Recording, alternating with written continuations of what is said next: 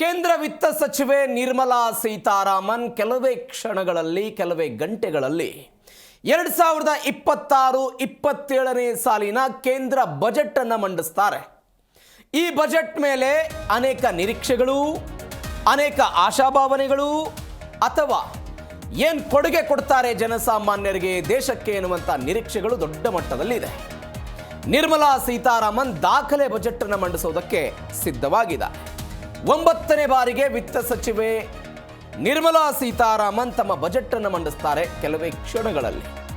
2026-27ನೇ ಆರ್ಥಿಕ ವರ್ಷದ ಬಜೆಟ್ಗೆ ಇದೀಗ ಕ್ಷಣಗಣನೆ ಆರಂಭ ಆಗಿದೆ. ಪ್ರಧಾನಿ ನರೇಂದ್ರ ಮೋದಿ ನೇತೃತ್ವದ NDA ಸರ್ಕಾರದ ಬಜೆಟ್ ಇದು. 2024ರಲ್ಲಿ ಅಧಿಕಾರಕ್ಕೆ ಬಂದ ನಂತರ, ಅಂದರೆ NDA ಮಿತ್ರ ಪಕ್ಷಗಳ ಜೊತೆಗೆ ಅಧಿಕಾರಕ್ಕೆ ಬಂದ ನಂತರ ಮಂಡಿಸ್ತಾ ಇರೋ ಬಜೆಟ್ ಇದು. ಕಳೆದ ಬಾರಿಯೂ ಕೂಡ ಹಾಗೆ ಆಗಿತ್ತು. ಇದೀಗ 9ನೇ ಬಾರಿಗೆ ನಿರ್ಮಲಾ ಸೀತಾರಾಮನ್ ಅವರ ಬಜೆಟ್ ಏನು ಕೊಡುಗೆ ಕೊಡಬಹುದು? ಅಮೆರಿಕಾದ ಸುಂಕ ನೀತಿ, ಇರಾನ್ನಲ್ಲಿ ಆಗ್ತಾ ಇರುವ ಬೆಳವಣಿಗೆ, ಡಾಲರ್ ಎದುರುಗಳೇ ಕುಸಿತಾ ಇರುವಂತಹ ರೂಪಾಯಿ ಮೌಲ್ಯ, ದಿನದಿಂದ ದಿನಕ್ಕೆ ವೇಗವಾಗಿ ಏರಿಕೆ ಆಗ್ತಾ ಇರುವಂತಹ ಚಿನ್ನ ಮತ್ತು ಬೆಳ್ಳಿಯ ದರ, ಮತ್ತೊಂದು ಕಡೆ ಮೆಕ್ಕೆಜೋಳ ವಿಚಾರದಲ್ಲಿ ರಾಜ್ಯ ಸರ್ಕಾರ ವರ್ಸಸ್ ಕೇಂದ್ರ ಸರ್ಕಾರದ ನಡುವೆ ಆದಂತಹ ದೊಡ್ಡ ಫೈಟ್ಗಳು, MSP ಮಾಡಬೇಕು ಅಂತ, ಮಿನಿಮಮ್ ಸಪೋರ್ಟಿಂಗ್ ಪ್ರೈಸನ್ನು ಎಲ್ಲ ಬೆಳೆಗಳಿಗೂ ಕೂಡ ಕೊಡಬೇಕು ಅಂತ ಕರ್ನಾಟಕ ಕಾಂಗ್ರೆಸ್ ಸರ್ಕಾರ ಬೇಡಿಕೆಯನ್ನಿಟ್ಟಿದೆ. ಕರ್ನಾಟಕಕ್ಕೆ ಏನು ಕೊಡುಗೆ ಕೊಡ್ತಾರೆ ಎನ್ನುವಂತಹ ನಿರೀಕ್ಷೆ ಸಹಜವಾಗಿದೆ. ಮತ್ತೊಂದು ವಿಶೇಷ ಅಂತ ಹೇಳಿದರೆ, 27 ವರ್ಷಗಳ ನಂತರ ಮೊದಲ ಬಾರಿಗೆ ಭಾನುವಾರ ದಿನ ಬಜೆಟ್ ಮಂಡನೆ ಆಗ್ತಾ ಇದೆ. ಆದಾಯ ತೆರಿಗೆ ಮಿತಿ 13 ಲಕ್ಷಕ್ಕೆ ಏರಿಕೆ ಆಗುವಂಥ ಸಾಧ್ಯತೆ ಇದೆ ಅಂತ ಹೇಳ್ತಿದ್ದಾರೆ. ವಿವಾಹಿತ ದಂಪತಿಗೆ ಜಂಟಿ ಈ ಘೋಷಣೆ ಆಗಬಹುದು ಅಂತ. GST, ಆದಾಯ ತೆರಿಗೆ ಇವೆಲ್ಲದರ ಬಗ್ಗೆ ಏನಾದರೂ ಬದಲಾವಣೆಗಳಾಗುತ್ತಾ? ಸಿಗರೆಟ್ ಬೆಲೆ 2ರಿಂದ 8 ರೂಪಾಯಿಗೆ ಏರಿಕೆ ಆಗ್ಬೋದು ಅಂತ ಹೇಳ್ತಾ ಇದ್ದಾರೆ. ವೈಯಕ್ತಿಕ ಆದಾಯ ತೆರಿಗೆ ಮಿತಿ ಹೆಚ್ಚಳ ಆಗಬಹುದು ಅಂತ 13 ಲಕ್ಷ ಅಂತ ಹೇಳ್ತಿದ್ದಾರೆ. ಕೆಲವೊಂದಿಷ್ಟು ಜನ ತಜ್ಞರು ಏನು ಬದಲಾವಣೆ ಆಗೋದಿಲ್ಲ, ಕಳೆದ ಬಾರಿ ಒಂದು ದೊಡ್ಡ ಗಿಫ್ಟ್ ಕೊಟ್ಟಿದ್ದಾರೆ, 12 ಲಕ್ಷ ತನಕ ಇತ್ತು, ಈ ಬಾರಿ ಅದು ಬಹುತೇಕ ಕಡಿಮೆ ಅಂತ ಅನೇಕ ತಜ್ಞರ ಅಭಿಪ್ರಾಯ. ಆದರೆ ಏನಾಗುತ್ತೆ ಅನ್ನುವಂಥ ನಿರೀಕ್ಷೆಗಳಿದೆ. ಮತ್ತೊಂದು ಕಡೆ ಸಿಗರೆಟ್ ಬೆಲೆ 2ರಿಂದ 8 ರೂಪಾಯಿವರೆಗೆ ಏರಿಕೆ ಸಂಭವ. ಕಳೆದ ಬಾರಿಯೂ ಕೂಡ, ಅಂದರೆ ಕಳೆದ ತಿಂಗಳಷ್ಟೇ ಸಿಗರೇಟು ಆಗಿರ್ಬೋದು, ತಂಬಾಕು ಆಗಿರ್ಬೋದು, ಇವೆಲ್ಲ ಬೆಲೆಗಳು ಹೆಚ್ಚಳ ಆಗಿತ್ತು. ಆದಾಯ ತೆರಿಗೆ ಮಿತಿ ಎಲ್ಲರ ಕಾನ್ಸಂಟ್ರೇಟ್ ಇರೋದು ಇದರ ಮೇಲೆ. ಈ ಬಾರಿ ಮತ್ತಷ್ಟು ರಿಲೀಫ್ ಆಗುತ್ತಾ ಸಂಬಳದಾರರಿಗೆ ಅನ್ನುವಂಥ ನಿರೀಕ್ಷೆ ಇದೆ.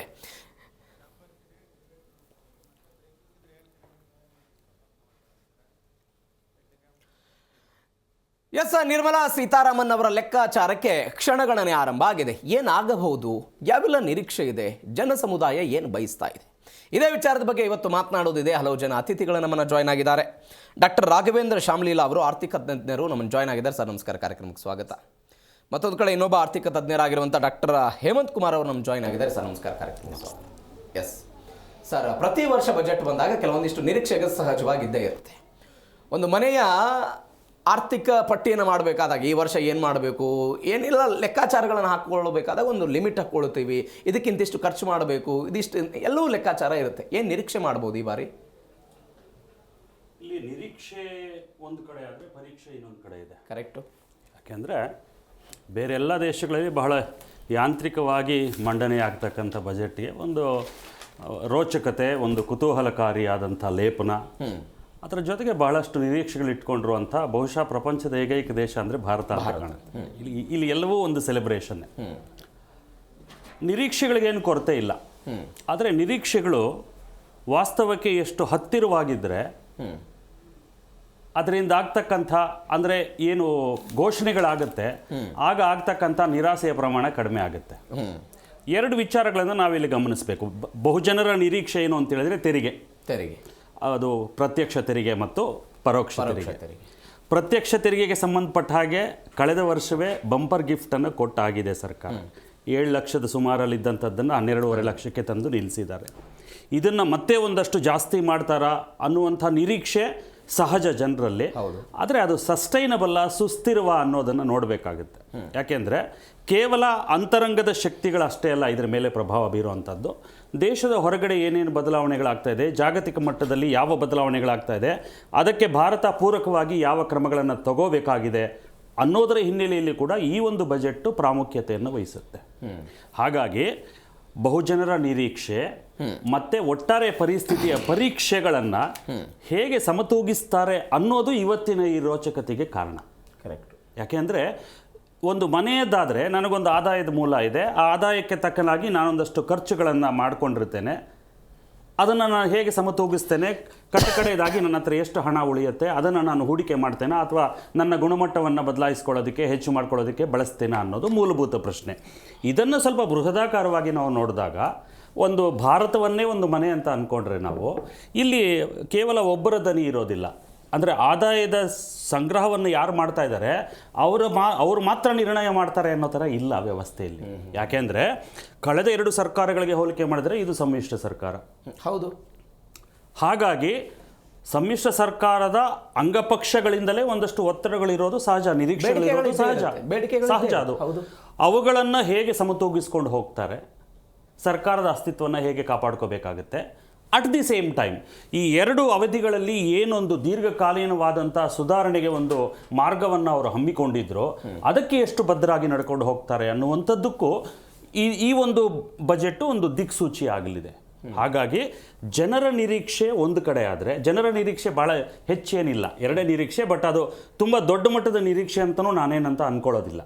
ಯಾಕೆಂದರೆ ಈ ಬೃಹದ ತೆರಿಗೆ ಕಡಿಮೆ ಮಾಡಿ, ಅಂದರೆ ಈ ಆದಾಯ ತೆರಿಗೆ ಮಿತಿ ಏನಿದೆ ಅದನ್ನು ಸ್ವಲ್ಪ ಜಾಸ್ತಿ ಮಾಡಿ, ಇದು ಎಲ್ಲರಿಗೂ ಸಹಜವಾಗಿರ್ತಕ್ಕಂಥ ಬೈಕೇನೆ, ಅದರಲ್ಲೇನು ಭಾಳ ವಿಶೇಷ ಇಲ್ಲ. ಇನ್ನು ಪರೋಕ್ಷ ತೆರಿಗೆ ಅಂತ ಏನಿದೆ ಅದರಲ್ಲಿ ಏನಾದರೂ ನೀವು ಕಡಿತ ಮಾಡಲಿಕ್ಕಾಗುತ್ತಾ ಹೇಗೆ ಅಂತಂದು ಅದನ್ನು ದೀಪಾವಳಿಗೆ ಮುಂಚೆ ಕೊಟ್ಟಾಗಿದೆ, ದಸರಾದಲ್ಲೇ ಕೊಟ್ಟಾಗಿದೆ. ಇದೇ ಚಾನಲಲ್ಲಿ ನಾವು ಅದ್ರ ಬಗ್ಗೆ ಚರ್ಚೆ ಮಾಡಿಕೊಂಡು ಆಗಿದೆ. ಹಾಗಾಗಿ ದೊಡ್ಡ ಮಟ್ಟದ ನಿರೀಕ್ಷೆಯನ್ನು ಅಲ್ಲಿ ಇಟ್ಕೊಳ್ಳೋದು ಅಷ್ಟೊಂದು ಸಮಂಜಸ ಅಲ್ಲ ಅಂತ ನನ್ನ ಭಾವನೆ. ಬಹಳ ಮುಖ್ಯವಾಗಿ ರಾಷ್ಟ್ರ ನಿರ್ಮಾಣಕ್ಕೆ ನಾವು ಹೊರಟಾಗ ಈ ಅಲ್ಪಕಾಲೀನವಾದ ಲಾಭಕ್ಕಂತ ದೀರ್ಘಕಾಲೀನವಾದ ಪ್ರಯೋಜನಗಳ ಬಗ್ಗೆ ನಾವು ಯೋಚನೆ ಮಾಡೋದು ಒಂದು ಸಭ್ಯ ಸಮಾಜದ, ನಾಗರಿಕ ಸಮಾಜದ ಲಕ್ಷಣ ಅಂತ ನನ್ನ ಭಾವನೆ. ಎಸ್ ಸರ್, ಏನು ಹೇಳ್ತೀರಿ ಸರ್? ಸರ್, ನನ್ನ ಟೇಕ್ ಡಿಫ್ರೆಂಟ್ ಇದೆ. ಈ ಪಾಲಿಸಿ ಈ ಸಲ ಏನಾಗುತ್ತೆ ಅಂತ ಹೇಳಿದರೆ, ಪಾಲಿಸಿಗಳ ಮೇಲೆ ಡೈರೆಕ್ಷನಲ್ ಬಜೆಟ್ ಆಗುತ್ತೆ. ಇದು ಯಾತಕ್ಕೆ ಇದು ಡೈರೆಕ್ಷನಲ್ ಬಜೆಟ್ ಆಗುತ್ತೆ ಅಂದರೆ, ಇಂಡಿಯಾ ಕಂಡು ಕಾಣದಂತೆ ಅಮೇರಿಕಾ ಜೊತೆ $100 ಬಿಲಿಯನ್ ಟ್ರೇಡ್ ಮಾಡ್ತಾ ಇತ್ತು. 1-2 ವರ್ಷದಿಂದ ನಮಗೆ ಆ ಟ್ರೇಡಿನ ಒಂದು ಎಕನಾಮಿಕ್ ರೀಸ್ಟ್ರಕ್ಚರಿಂಗ್ ಆಗ್ತಾ ಇದೆ. ವರ್ಲ್ಡ್ ಇವಾಗ ಏನಾಗ್ತಾ ಇದೆ ಸರ್, ಮೊದಲು ಜಾಗ್ರಫಿಕಲ್ ಬೌಂಡ್ರೀಸಿಂದ ಕಂಟ್ರಿ ಡಿವೈಡ್ ಆಗಿತ್ತು. ಈಗ ಏನಾಗ್ತಾ ಇದೆ ಅಂದರೆ, resource wise world is getting restructured. ಹಾಗಂದರೆ ರಿಸೋರ್ಸಸ್ ಎಲ್ಲಿದೆ ಅದರ ಮೇಲೆ ಇವತ್ತು ನೋಡಿ, ಅಮೇರಿಕಾ 25 ವರ್ಷದಿಂದ 50 ವರ್ಷದಿಂದ MNC ಕಂಪ್ನಿ ನಾವು ಗ್ಲೋಬಲೈಸೇಷನ್ಗೆ ಹೋಗಬೇಕು, ಲಿಬರಲೈಸೇಷನ್ಗೆ ಹೋಗಬೇಕು ಅಂತ ಇದ್ದವರು ಇವಾಗ ಅಮೇರಿಕಾ ಫಸ್ಟ್ ಅಂತ ಇದೆ, make America all time great ಅಂತ ಹೇಳ್ತಾ ಇದೆ. ಇದರಿಂದ ಏನಾಗ್ತಾ ಇದೆ, ವೆನೆಜುವೆಲಾ ಅಂತ ಒಂದು ಎಸ್ಟಾಬ್ಲಿಷ್ಡ್ ಕಂಟ್ರಿ ಮೇಲೆ ದಾಳಿ ಮಾಡಿ ತೊಗೊಂಡ್ಬಿಟ್ರು. ತುಂಬ ಜನಕ್ಕೆ ಗೊತ್ತಿಲ್ಲದೆ ಇರೋ ವಿಷಯ ಏನು ಅಂದರೆ, ಅದು ವರ್ಲ್ಡಲ್ಲಿರೋ ಅತಿ ಅಮೂಲ್ಯವಾದ ತೈಲದ ಸಂಗ್ರಹದಲ್ಲಿ ನಂಬರ್ 1 ಅದು. ಈಗ ಇರಾನ್ ಮೇಲೆ ಜಗಳ ಮಾಡ್ತಾ ಇದ್ದಾರೆ. ಇರಾನಿನ ಆ ರಾಜನ ತೆಗೆದು ಬೇರೆಯವ್ರನ್ನ, ಅವ್ರಿಗೆ ಬೇಕಾದವ್ರನ್ನ ಕೂಡಿಸ್ಕೋಬೇಕು ಅನ್ನೋಕ್ಕೆ. ಈ ಕಡೆ ಸೌದಿ ಅರೇಬಿಯಾ, ಕತಾರ್, ಈ ಥರ ಎಲ್ಲ ಆದಾಗ 60-65% ವರ್ಲ್ಡಿನ ತೈಲ ಸಂಗ್ರಹ ಆ ಕಡೆ ಆಗಿದೆ. ಗ್ರೀನ್ಲ್ಯಾಂಡ್ ಯಾಕೆ ಬೇಕು ಅಂತಿದ್ದಾರೆ, ಅವರಿಗೆ ಅಲ್ಲಿ rarest of the rarest material ಅಲ್ಲಿ ಸಿಗುತ್ತೆ. ಚೈನಾ ಜೊತೆ ಕಾಂಪೀಟ್ ಮಾಡೋಕ್ಕಾಗುತ್ತೆ. ಮತ್ತು ವರ್ಲ್ಡ್ ಏನೋ ಆಗಿದೆ, ಈ ಕೋವಿಡ್ ಆದಾಗಿಂದ ಚೈನಾ +1 ಸ್ಟ್ರಾಟಜಿಗೆ ತುಂಬ ಒತ್ತು ಕೊಡ್ತಾ ಇದ್ದಾರೆ. ಏನದು, ಚೈನಾ ಪೂರ್ತಿ ನಂಬಕ್ಕಾಗೋದಿಲ್ಲ, ನಮ್ಮ ಕಂಟ್ರಿನೇ ಕೊಲ್ಯಾಪ್ಸ್ ಆಗಿಬಿಡುತ್ತೆ ಅಂದ್ಬಿಟ್ಟು the next biggest alternative obvious is India. Yes, ನಮಗೂ ಚೈನಾಗೂ ಒಂದು ಡಿಫ್ರೆನ್ಸ್ ಏನು ಅಂದರೆ, ನಾವು ಮೆಚೋರ್ಡ್ ಡೆಮಾಕ್ರಸಿ, ನಮ್ಮಲ್ಲಿ ಕಂಟ್ರೋಲ್ ಮೆಕ್ಯಾನಿಸಮ್ಸ್ ಚೆನ್ನಾಗಿದೆ, ಚೈನಾದಲ್ಲಿ ಏನೂ ಇಲ್ಲ. ಮತ್ತು ಅವ್ರಿಗಿಂತ ಕ್ವಾಲಿಟಿ ಆಫ್ ರಿಸೋರ್ಸಸ್ ಚೆನ್ನಾಗಿದೆ. ಹಾಗಾಗಿ ನಮ್ಮ ಕಡೆ ದಾಕುಗಾಲಾಗ್ತಾ ಇದ್ದಾರೆ. ಇವಾಗ ನಾವೇನು ಮಾಡಿದ್ದೀವಿ, ಅಮೇರಿಕಾಯಿಂದ ದೂರ ಇರೋದಕ್ಕೆ ನಾವು ಈ ಕಡೆ ಯುರೋಪಿಯನ್ ಎಕಾನಮಿ, ಇವಾಗ ನಮ್ಮ ಹತ್ರ ಮದರ್ ಆಫ್ ಆಲ್ ಅಗ್ರಿಮೆಂಟ್ಸ್ ಅಂತ ಮಾಡ್ಕೊಂಡಿದ್ದೀವಿ. ತುಂಬ ಜನಕ್ಕೆ ಗೊತ್ತಿಲ್ಲದಿರೋದೇನು ಅಂದರೆ, ನಾವು ಈಗಾಗಲೇ ಬ್ರೆಜಿಲ್ ಹತ್ರ ಒಳ್ಳೆ ಅಗ್ರಿಮೆಂಟ್ ಮಾಡ್ಕೊಂಡಿದ್ದೀವಿ, ಒಮಾನ್ ಹತ್ರ ಮಾಡ್ಕೊಂಡಿದ್ದೀವಿ, ಕತಾರ್ ಹತ್ರ ಮಾಡ್ಕೊಂಡಿದ್ದೀವಿ, ಸೌದಿ ಅರೇಬಿಯಾ ಹತ್ರ ಮಾಡ್ಕೊಂಡಿದ್ದೀವಿ, ಸೌತ್ ಆಫ್ರಿಕಾ ಹತ್ರ ಮಾಡ್ಕೊಳ್ತಾ ಇದ್ದೀವಿ, ಬ್ರಿಟನ್ ಹತ್ರ ಈಗಾಗಲೇ ಆಗೋಗಿದೆ. ಇದರಿಂದ ಏನಾಗುತ್ತೆ ಅಂದರೆ, ನಮ್ಮ ಅಮೇರಿಕಾ ಮೇಲಿದ್ದ ಒಂದು ಅವಲಂಬನೆ ಈಗ ಪೂರ್ತಿ ವರ್ಲ್ಡ್ನಲ್ಲಿ ಹರಡ್ತಾ ಇದೆ. ಜಪಾನ್ ಇವಾಗ ಒಂದು ತುದಿಗಾಲಲ್ಲಿ ನಿಂತಿದೆ, ನಿಮಗೆ ನಾವು ಟೆಕ್ನಾಲಜಿನೂ ಕೊಡ್ತೀವಿ, ನಿಮ್ಮ ದೇಶಕ್ಕೆ ಬಂದು ನಾವು ಮ್ಯಾನುಫ್ಯಾಕ್ಚರ್ ಮಾಡ್ತೀವಿ ಅಂತ. ಇವತ್ತೆಲ್ಲ ಇನ್ನೊಂದು 3 ತಿಂಗಳು ನಿನ್ನೆಯಿಂದ ನೋಡಿದ್ರೆ ಟ್ರಂಪ್ ಕೂಡ ಮಾತಾಡ್ತಾ ಇರೋ ರೀತಿ ನೋಡಿದ್ರೆ ನಾವು ತುಂಬ ಒಳ್ಳೆ ಫ್ರೆಂಡ್ಸು, ಅದೊಂದು 3 ತಿಂಗಳು 6 ತಿಂಗಳಲ್ಲಿ ಅವರು ಬರ್ತಾರೆ. ಇವಾಗ ಏನಾಗ್ತಿದೆ, ನಮಗೆ ನಮ್ಮ ದೇಶದ ಆದಾಯ ಸರಕು ಸಾಮಗ್ರಿಗಳು ಇಡೀ ಪ್ರಪಂಚಕ್ಕೆ ಬೇಕಾಗಿದೆ. ಇದಕ್ಕೆ ಮುಖ್ಯವಾಗಿ ಬೇಕಾಗುತ್ತೆ ಸರ್ಕಾರದ ಪಾತ್ರ ಏನಿರಲಿ, ಪಾಲಿಸಿ ರಿಫಾರ್ಮ್ಸ್. ಈ ಸಲ ಮುಖ್ಯವಾಗಿ ನೀವು ನೋಡೋದು ಏನು ಅಂದರೆ, ಇವ್ರದ್ದೊಂದು ದೇಹ ಇಟ್ಕೊಂಡಿದ್ದಾರೆ 2047 ಅಂತ. ಅದಕ್ಕೆ ವಿಕಸಿತ ಭಾರತ ಕಲ್ಪನೆ. ಇದಕ್ಕೆ ಯಾತಕ್ಕೆ ಇದು ಮುಖ್ಯವಾಗುತ್ತೆ ಅಂತ ಹೇಳಿದ್ರೆ, ಇವಾಗ ಇಷ್ಟು ಜನರ ಜೊತೆ ಅಗ್ರಿಮೆಂಟ್ ಮಾಡ್ಕೊಂಡಿರೋದ್ರಿಂದ they expect ease of doing business. Custom duty, excise ಡ್ಯೂಟಿಗಳೆಲ್ಲ ತುಂಬ ರಿಲ್ಯಾಕ್ಸ್ಡ್ ಮಾಡಬೇಕು ಅಂತ ಎಕ್ಸ್ಪೆಕ್ಟ್ ಮಾಡ್ತಾರೆ. ಸೊ ಸರ್ಕಾರ ಈ ಸಲಿಯ ಬಜೆಟಲ್ಲಿ ನೀವು ಸೂಕ್ಷ್ಮತೆಯಿಂದ ನೋಡಿದರೆ ಅದಕ್ಕೆಲ್ಲ ಒತ್ತುಗಾಲು ತುಂಬ ಕೊಡ್ತಾರೆ. ಇವಾಗ ನಮ್ಮ ದೇಶಕ್ಕೊಂದು ಅಡ್ವಾಂಟೇಜ್ ಇದೆ. ಎಷ್ಟೋ ದೇಶಗಳು ನಮಗೆ ಒಳ್ಳೊಳ್ಳೆ ಟೆಕ್ನಾಲಜಿ ಎಕ್ವಿಪ್ಮೆಂಟ್ಸೇ ಕೊಡ್ತಿರ್ಲಿಲ್ಲ. ಯಾಕೆ ಅಂತ ಹೇಳಿದ್ರೆ ಟ್ಯಾರಿಫ್ಸು, ಕೋಟಾಸು, ರೆಸ್ಟ್ರಿಕ್ಷನ್ಸ್ ಹಾಕಿದ್ರು. ಈಗ ನಮಗೆ ಅಡ್ವಾಂಟೇಜ್ ಏನಾಗಿದೆ ಅಂತ ಹೇಳಿದ್ರೆ, ಈ ಎಲ್ಲ ನಮಗೆ ಟೆಕ್ನಾಲಜಿಕಲ್ ಲಿಬರ್ಟಿ ಸಿಗುತ್ತೆ. ಚೈನಾಗೆ 30 ವರ್ಷಕ್ಕೆ ಹಿಂದೆ ಏನೇನು ಸೌಲಭ್ಯಗಳು ಸಿಕ್ತೋ ಇಂಡಿಯಾಗೆ ಇವಾಗ ಸಿಗಕ್ಕೆ ಶುರುವಾಗುತ್ತೆ. ನಮ್ಮ ಇವಾಗ MSMEಗಳಿಗೆ ಲೋನ್ ಫೆಸಿಲಿಟಿ ಜಾಸ್ತಿ ಆಗಬೇಕು. ಬ್ಯಾಂಕ್ ದೊಡ್ಡ ಮ್ಯಾನುಫ್ಯಾಕ್ಚರಿಂಗ್ ಸೆಕ್ಟರ್ಗಳಿಗೆ liquidity of fund, interest rate ಕಮ್ಮಿ ಸಿಗಬೇಕು. ಫಾರಿನ್ ಟೆಕ್ನಾಲಜಿಗಳು ಬಂದರೆ ಕಾಪಿರೈಟ್ಸು ಮತ್ತು ಲೀಗಲ್ ಸ್ಟ್ರಕ್ಚರ್ ಸ್ಟ್ರಾಂಗ್ ಆಗಬೇಕು. ಯಾಕೆಂದರೆ ಯಾರೋ ಒಬ್ಬ ಕಾಪಿ ಹೊಡೆತು ಅಂತ ಹೇಳಿದರೆ ಅದಕ್ಕೆ ಅವರ ಕೇಸ್ ಹಾಕಿ ಅವ್ರನ್ನ ನಿಲ್ಲಿಸುವಂಥ ಒಂದು ಸ್ಟ್ರಾಂಗ್ ಒಂದು ಸ್ಟ್ರಕ್ಚರ್ ಬರಬೇಕು. Custom duty, excise duty liberal ಮಾಡ್ತಾರೆ. ಇದ್ರ ತಕ್ಕ ಈ ಪಾಲಿಸಿ ಹೇಗಿರುತ್ತೆ ಅಂದರೆ, ಈಗ ಈ ಒಪ್ಪಂದಗಳ ಮಾಡಿಕೊಂಡಿರೋದಕ್ಕೆ ಇವಾಗ ನೀವೇ ಸರ್ ಒಂದು MSME ಕಂಪನಿ ನಿಮ್ಮ ಕೈನ ತುಂಬಿಸ್ತಾರೆ. ಒಂದು ಇನ್ಫ್ರಾಸ್ಟ್ರಕ್ಚರಲ್ ತುಂಬ ಮುಖ್ಯವಾಗಿ ನಡೀತಾ ಇರೋದೇನು ಅಂದರೆ ಇನ್ಫ್ರಾಸ್ಟ್ರಕ್ಚರಲ್ ಇನ್ವೆಸ್ಟ್ಮೆಂಟ್ಸ್. ಸರ್ಕಾರ ಈ ವರ್ಷ ಕೂಡ ನನಗೆ ತಿಳಿದ ಮಟ್ಟಿಗೆ 12 ರಿಂದ 13 ಲಕ್ಷ ಕೋಟಿ ಇನ್ಫ್ರಾಸ್ಟ್ರಕ್ಚರ್ ಮೇಲೆ ಖರ್ಚು ಮಾಡಬೇಕು ಅಂತಿದ್ದಾರೆ. ಯಾಕೆ ಅಂದರೆ ಪೋರ್ಟ್ ಡೆವಲಪ್ ಆಗಬೇಕು, ಇನ್ಲೈನ್ ಲ್ಯಾಂಡ್ ಟ್ರಾನ್ಸ್ಪೋರ್ಟ್ ಆಗಬೇಕು, ರೈಲ್ವೆ ಡೆವಲಪ್ ಆಗಬೇಕು. ಯಾಕೆ ಅಂದರೆ ನೀವು ಲ್ಯಾಂಡ್ ಲಾಕ್ ಕಂಟ್ರೀಸ್ ಸ್ಟೇಟ್ಸ್ ಇದೆ ನಮ್ಮ ಹತ್ರ. ಈ ಕಡೆ ಉತ್ತರ ಪ್ರದೇಶ ಇದೆ, ಮಧ್ಯಪ್ರದೇಶ ಇದೆ, ಹರಿಯಾಣ ಇದೆ, ಮೆನಿ ಅದರ್. ಇದೆಲ್ಲ ಏನಾಗಿದೆ, ಮಧ್ಯದಲ್ಲಿ ಸಿಗಾಕೊಂಡು ಇವ್ರಿಗೆಲ್ಲದಕ್ಕೂ ಅವ್ರು ಮಾಡಿರೋ ಪ್ರಾಡಕ್ಟ್ಗಳನ್ನು ಸರಿಸುಮಾರಾಗಿ ಎಲ್ಲ ಕಡೆ ಹೋಗಬೇಕು ಅನ್ನೋದಕ್ಕೆ ವ್ಯವಸ್ಥೆಗಳು ಮಾಡಿಕೊಡ್ಬೇಕಾಗಿದೆ. ಪೋರ್ಟ್ಗಳನ್ನ ಡೆವಲಪ್ ಮಾಡ್ತಾರೆ, ಈಗಾಗಲೇ ಮಾಡಿರೋ ಪೋರ್ಟ್ಗಳನ್ನ, ಮತ್ತು ಇದು ಶಿಪ್ ಬಿಲ್ಡಿಂಗ್ಗಳಿಗೆ ಎಕ್ಸ್ಟ್ರಾ ಒತ್ತುಗಳನ್ನ ಕೊಡ್ತಾರೆ. ಮತ್ತು ನಾವು ಈಗ ಕಾಣದಂತೆ ಇಂಡಿಯಾ 3 ಸೈಡ್ ವಾರ್ಗೆ ರೆಡಿ ಆಗಬೇಕಾಗಿದೆ. ಇದು ಒಂದು ಮುಖ್ಯವಾದ ಜಾಗ. ಹೇಗೆ ನಮ್ಮ ಆರ್ಥಿಕತೆ ಚೆನ್ನಾಗಿ ಬೆಳೆಯುತ್ತೋ, ಚೈನಾ ಕುಸಿಯೋಕ್ಕೆ ಶುರುವಾದಾಗ ಚೈನಾ ನಮ್ಮಲ್ಲಿ ಆಂತರಿಕ ಸುಭದ್ರತೆಯನ್ನು ಹೊಡೆದಾಕೋದಕ್ಕೆ ಏನೇನು ಬೇಕೋ ಎಲ್ಲ ಮಾಡೋಕ್ಕೆ ಶುರು ಮಾಡುತ್ತೆ. ಅವ್ರ ಕೈಯಲ್ಲಿ ಪಪೆಟ್ಗಳು ತುಂಬ ಜನ ಇದ್ದಾರೆ. ಈ ಪಪೆಟ್ಗಳನ್ನ ಎದುರಿಸೋದಕ್ಕೆ ನಮಗೆ 2 ಸೈಡ್ ವಾರಿಂದ 3 ಸೈಡ್ ವಾರ್ಗೆ ಹೋಗ್ತಾರೆ. ಆದ್ದರಿಂದ ಈಗ ಅದರಲ್ಲಿ ನೋಡಬೇಕು ಅಂದರೆ ರಷ್ಯಾ F-57 ಇಂಡಿಯಾಲೇ ಮ್ಯಾನುಫ್ಯಾಕ್ಚರ್ ಮಾಡಬೇಕು ಅಂತ. ಜರ್ಮನಿ ಹೇಳಿದೆ, ನಾನು ನಿಮಗೆ weaponry manufacture, Indian domestic airlines prepare ಮಾಡೋದಕ್ಕೆ ಟೆಕ್ನಾಲಜಿ ಕೊಡ್ತೀವಿ ಅಂತ. ಸೆಮಿ ಕಂಡಕ್ಟರ್ನಲ್ಲಿ ಆಗಿದೆ. ಈ ಸರ್ಕಾರ ಏನು ಮಾಡಿದೆ, ಲಾಸ್ಟ್ 10 ವರ್ಷದಿಂದ ಒನ್ ಥಿಂಗ್ ಇವರು ಏನು ಮಾಡಿದ್ದಾರೆ ಅಂದರೆ ಇನ್ಫ್ರಾಸ್ಟ್ರಕ್ಚರ್, ಈಕೋಸಿಸ್ಟಮ್, ಒಂದು ಏನಂತಾರೆ, ಈ ಅಗ್ರಿಮೆಂಟ್ಗಳನ್ನು ಕೈ ತುಂಬ ತಗೊಳ್ಳೋದಕ್ಕೆ ಸಾಮರ್ಥ್ಯ ಏನು ಬೇಕಾಗಿದೆ ಅದ್ರ ಮೇಲೆ ಖರ್ಚು ಮಾಡಿದ್ದಾರೆ. ಆದರೆ ಮುಖ್ಯವಾಗಿ ಈ ಸಲ ಏನಾಗುತ್ತೆ ಅಂದರೆ, ಶ್ರೀಸಾಮಾನ್ಯನಿಗೆ 1 ಲಕ್ಷ ಎಕ್ಸ್ಟ್ರಾ ಬರೋದು, 50,000 ಬರೋದು, ಅದೊಂದು ಲೆಕ್ಕಾಚಾರ ಆಯಿತು ಅಂದರೆ ದೇಶ ಜಾಗತಿಕವಾಗಿ ಆಗ್ತಾ ಇರುವಂತಹ ಬೆಳವಣಿಗೆಗಳನ್ನು ಭಾರತ ಹೆಂಗೆ ಎದುರಿಸುತ್ತೆ ಅನ್ನೋದಕ್ಕೂ ಕೂಡ ಇವತ್ತಿನ ಬಜೆಟ್ ದಿಕ್ಸೂಚಿ ತುಂಬ ಮುಖ್ಯ ಆಗುತ್ತೆ. ಯಾತಕ್ಕೆ ಹೇಳ್ತೀನಿ ಅಂದರೆ, ಎಲ್ಲೋ ಅನ್ಕೊಂಡ್ಬಿಟ್ಟಿದ್ರು ನಮ್ಮ MSME ಕಂಪನಿಗಳಿಗೆಲ್ಲ ದಿವಾಳಿ ಎದ್ದೋಗ್ಬಿಡುತ್ತೆ, ಅಮೇರಿಕಾ ಮೇಲೆ ತುಂಬ ಅವಲಂಬನೆಗಳಿತ್ತು ನಮ್ಮ ಟೆಕ್ಸ್ಟೈಲು ಅಂತ. ಇವತ್ತು ಒಂದು ಸ್ವಲ್ಪ ಅಡ್ವಾಂಟೇಜು ಇದೆ ಸರ್ ನಮಗೆ. ಏನಾಗುತ್ತೆ ಅಂದರೆ, ಬಾಂಗ್ಲಾದೇಶದಲ್ಲಿ ಸಿಕ್ಕಾಪಟ್ಟೆ ಟರ್ಮಾಯಿಲ್ ಇದೆ. ಯಾರು ಒಂದು ಫಾರಿನ್ ಕಂಟ್ರೀಸ್ ಹೇಗೆ ಅಂದರೆ, ಒಂದು ಪೊಲಿಟಿಕಲ್ ಸ್ಟೆಬಿಲಿಟಿ ಇಲ್ಲದೆ ಇರೋ ಕಂಟ್ರಿನಲ್ಲಿ ವ್ಯಾಪಾರ ಮಾಡೋಕ್ಕೆ ಹೋಗಲ್ಲ. ಕರೆಕ್ಟ್. ಹಾಗಿದ್ದಾಗ ಏನಾಗಿದೆ, ತುಂಬ ಜನಕ್ಕೆ ಗೊತ್ತಿಲ್ಲದೆ ಇರೋ ವಿಷಯ ಏನು ಅಂದರೆ, ಫಾರ್ಮಸಿ, ಜನರಿಕ್ ಫಾರ್ಮಸಿ ಮತ್ತು textile Bangladesh stands in 2nd or 3rd correct supply ಮಾಡೋದ್ರಲ್ಲಿ. ಅದರ ಆಪರ್ಚುನಿಟಿ ಈಗ ಚೈನಾ ಮತ್ತು ಇಂಡಿಯಾಗಿದೆ. ಫಾರ್ಮಸಿಲಿ ಇಂಡಿಯಾಗೆ ಇರೋದು. ಇವಾಗ ಟೆಕ್ಸ್ಟೈಲಲ್ಲಿ ಇಂಡಿಯಾ ಮತ್ತು ಚೈನಾಗಿದೆ. ಇದು ಬಿಟ್ಟರೆ ಈಜಿಪ್ಟ್ ಇದೆ. ಇದರಿಂದ ಏನಾಗುತ್ತೆ ಸರ್, ಇದಕ್ಕೆ ಬೇಕಾದ ಪೂರಕವಾದ ಅಗ್ರಿಮೆಂಟ್ಸ್ ನಡೀತಾ ಇದೆ. ಇದಕ್ಕೆ ಪೂರಕವಾದ ನಮ್ಮ ಟೆಕ್ಸ್ಟೈಲ್ ಬೇಕು, ಇದಕ್ಕೆ ಪೂರಕವಾದ ಟೆಕ್ನಾಲಜಿ ಇವಾಗ ಕೊಡಕ್ಕೆ ರೆಡಿಗಿದ್ದಾರೆ ನಮಗೆ. ಸರ್ಕಾರದ ಕೆಲಸ ಇವಾಗ ತುಂಬ ಮುಖ್ಯ ಆಗುತ್ತೆ. ಏನಕ್ಕೆ ಅಂದರೆ, ಈ ಇದೊಂದು ಒಳ್ಳೆ ಅವಕಾಶ. ಈ ಅವಕಾಶನ ಜನಗಳಿಗೆ ಹೇಗೆ ಸ್ಟ್ರೆಂಥನ್ ಮಾಡ್ತಾರೆ ಮತ್ತೆ ಅದರ ದಿಕ್ಕಲ್ಲಿ ನನ್ನ ಪ್ರಕಾರ ಈ ಸಲ ಪಾಲಿಸಿಗೆ ಅಂತಾನೆ ಒಂದು ಸಪರೇಟ್ ಸೆಗ್ಮೆಂಟ್ ಇಡ್ತಾರೆ. ಎಸ್, ನಾವು ಮಾತನಾಡ್ತಾ ಇದ್ದೀವಿ ಕೇಂದ್ರದಲ್ಲಿ ಆಗ್ತಾ ಇರುವಂತಹ ಅಥವಾ ಬೇರೆ ಬೇರೆ ದೇಶಗಳಲ್ಲಿ ಸೃಷ್ಟಿಯಾಗಿರುವಂತಹ ಅರಾಜಕತೆಯನ್ನು ಭಾರತ ಹೇಗೆ ಬಳಸ್ಕೊಳ್ಳುತ್ತೆ ಅಂತ. ಇವೆಲ್ಲದರ ನಡುವೆ ಕೇಂದ್ರ ಬಜೆಟ್ಗೂ ಮುನ್ನ ಚಿನ್ನದ ದರ ಇಳಿಕೆ ಆಗಿದೆ. 22 ಕ್ಯಾರೆಟ್ ಚಿನ್ನ 788 ರೂಪಾಯಿ ಕುಸಿತ ಆಗಿರೋದು. 24 ಕ್ಯಾರೆಟ್ ಚಿನ್ನ 820 ರೂಪಾಯಿ ಕುಸಿತ ಆಗಿದೆ. ಚಿನ್ನ ಮತ್ತು ಬೆಳ್ಳಿಯ ದರದಲ್ಲಿ ಇದೀಗ ಕುಸಿತ ಕಾಣ್ತಾ ಇರೋದನ್ನು ಗಮನಿಸ್ತಾ ಇದ್ದೀವಿ. ಚಿನ್ನ 5% ಮತ್ತು ಬೆಳ್ಳಿ 6% ಇಳಿಕೆ ಆಗಿದೆ. ಕಳೆದ ಒಂದು ವಾರದಿಂದ ಹೆಚ್ಚು ಕಡಿಮೆ ಚಿನ್ನ ಮತ್ತು ಬೆಳ್ಳಿ ನಾಗಾಲೋಟದಲ್ಲಿತ್ತು. ಕೇಂದ್ರದ ಬಜೆಟ್ನಲ್ಲಿ ಇದಕ್ಕೊಂದೇನಾದರೂ ಕಡಿವಾಣ ಹಾಕ್ತಾರಾ, ಅವಕಾಶ ಕೊಡ್ತಾರಾ, ಎಲ್ಲದರ ಬಗ್ಗೆ ಚರ್ಚೆ ಆಗ್ತಾ ಇತ್ತು ಬಜೆಟ್ಗೂ ಮುನ್ನ. ಇದೀಗ ದಿಢೀರಾಗಿ ಕುಸಿದಿದೆ ಚಿನ್ನ ಮತ್ತು ಬೆಳ್ಳಿಯ ದರ. ಚಿನ್ನ ಮತ್ತು ಬೆಳ್ಳಿಯ ದರ ದಿಢೀರಾಗಿ ಕುಸಿದಿರೋದು, ಇದಕ್ಕೆ ಅಮೆರಿಕದ ಸುಂಕ ನೀತಿ ಕಾರಣ ಅಂತ ವಿಶ್ಲೇಷಣೆ ಮಾಡಲಾಗ್ತಾ ಇತ್ತು. ಭಾರತ ಯಥೇಚ್ಛವಾಗಿ ಚಿನ್ನವನ್ನು ಆಮದು ಮಾಡಿಕೊಳ್ಳುತ್ತೆ. ಇದರ ಜೊತೆಗೆ ಬೆಳ್ಳಿಗೆ ಇದ್ದಷ್ಟು ಬೇಡಿಕೆ ಪೂರೈಕೆ ಆಗ್ತಾ ಇಲ್ಲ.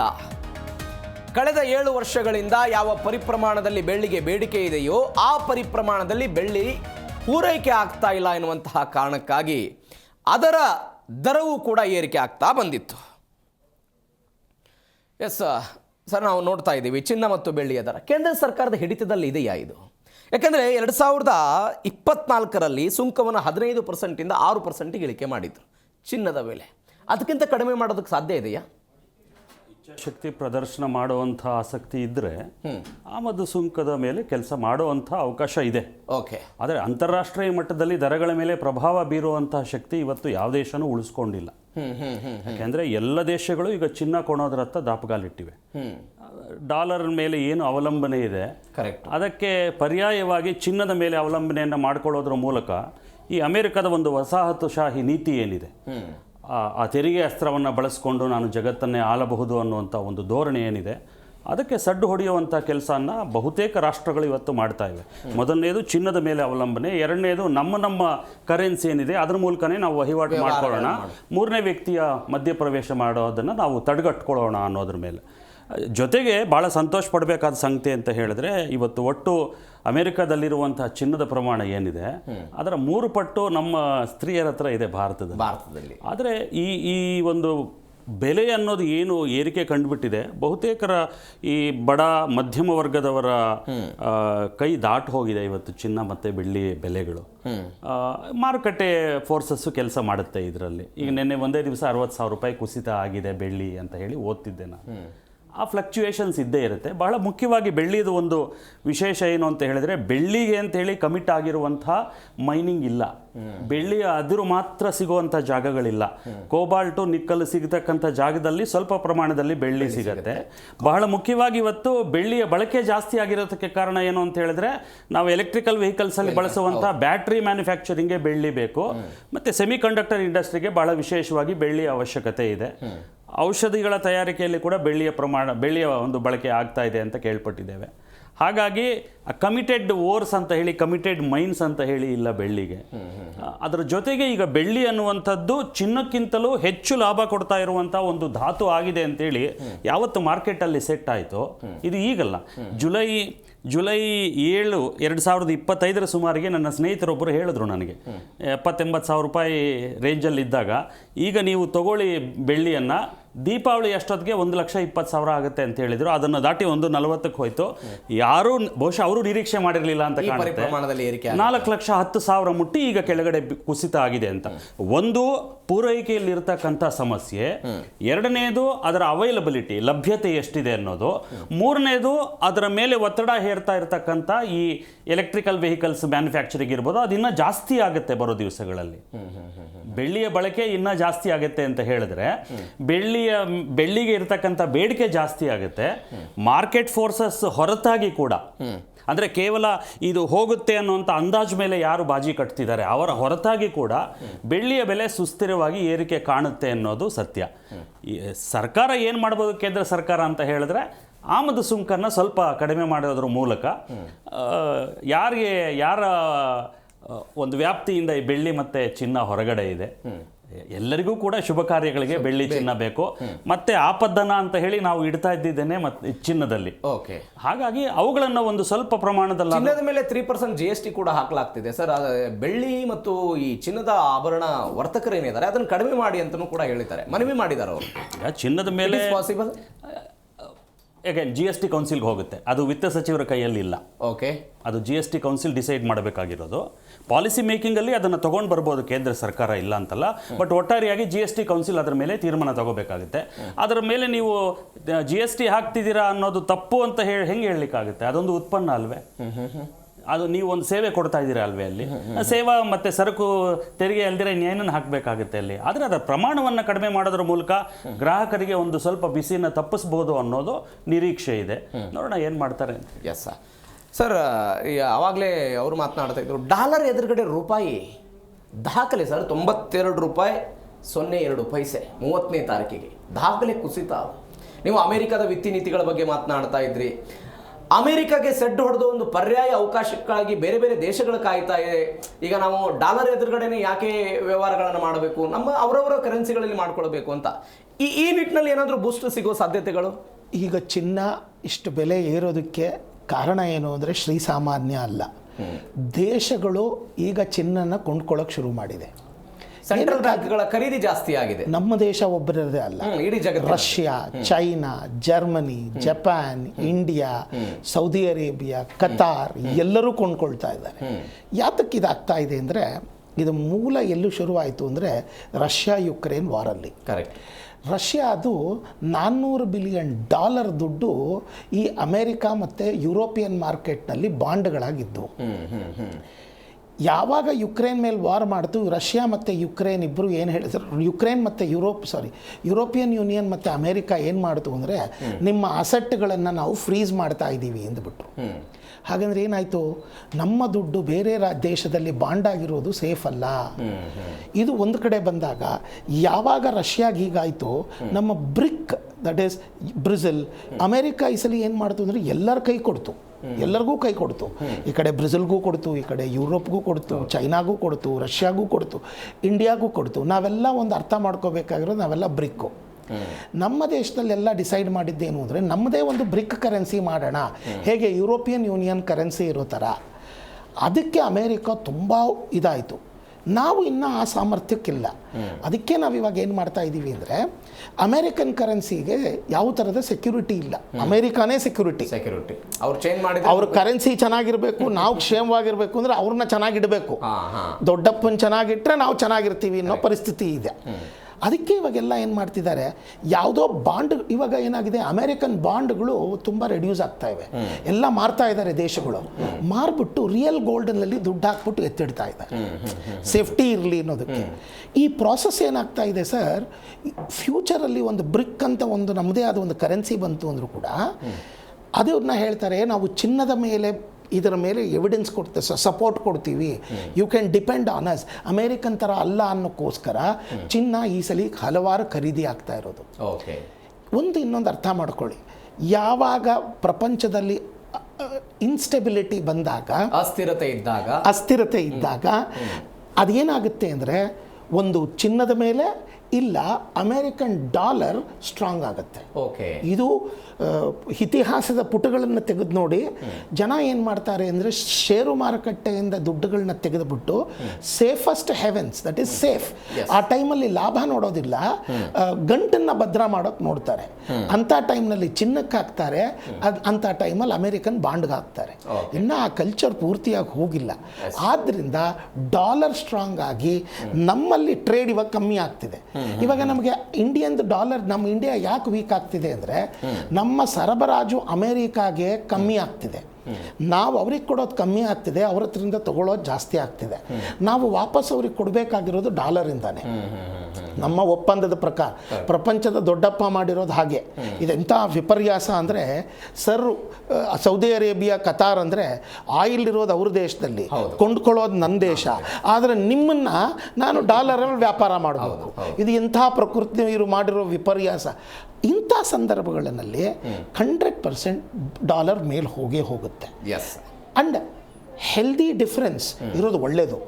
ಯಾತಕ್ಕೆ ಹೇಳ್ತೀನಿ ಅಂದರೆ, ಇಂಡಿಯಾ ತುಂಬ ಜನ ಅರ್ಥ ಮಾಡ್ಕೊಳ್ತಾ ಇರೋದೇನು ಅಂದರೆ, ನಾವು ತುಂಬ ಸರ್ವಿಸ್ ಸೆಕ್ಟರ್ ಇಂಡಸ್ಟ್ರಿ.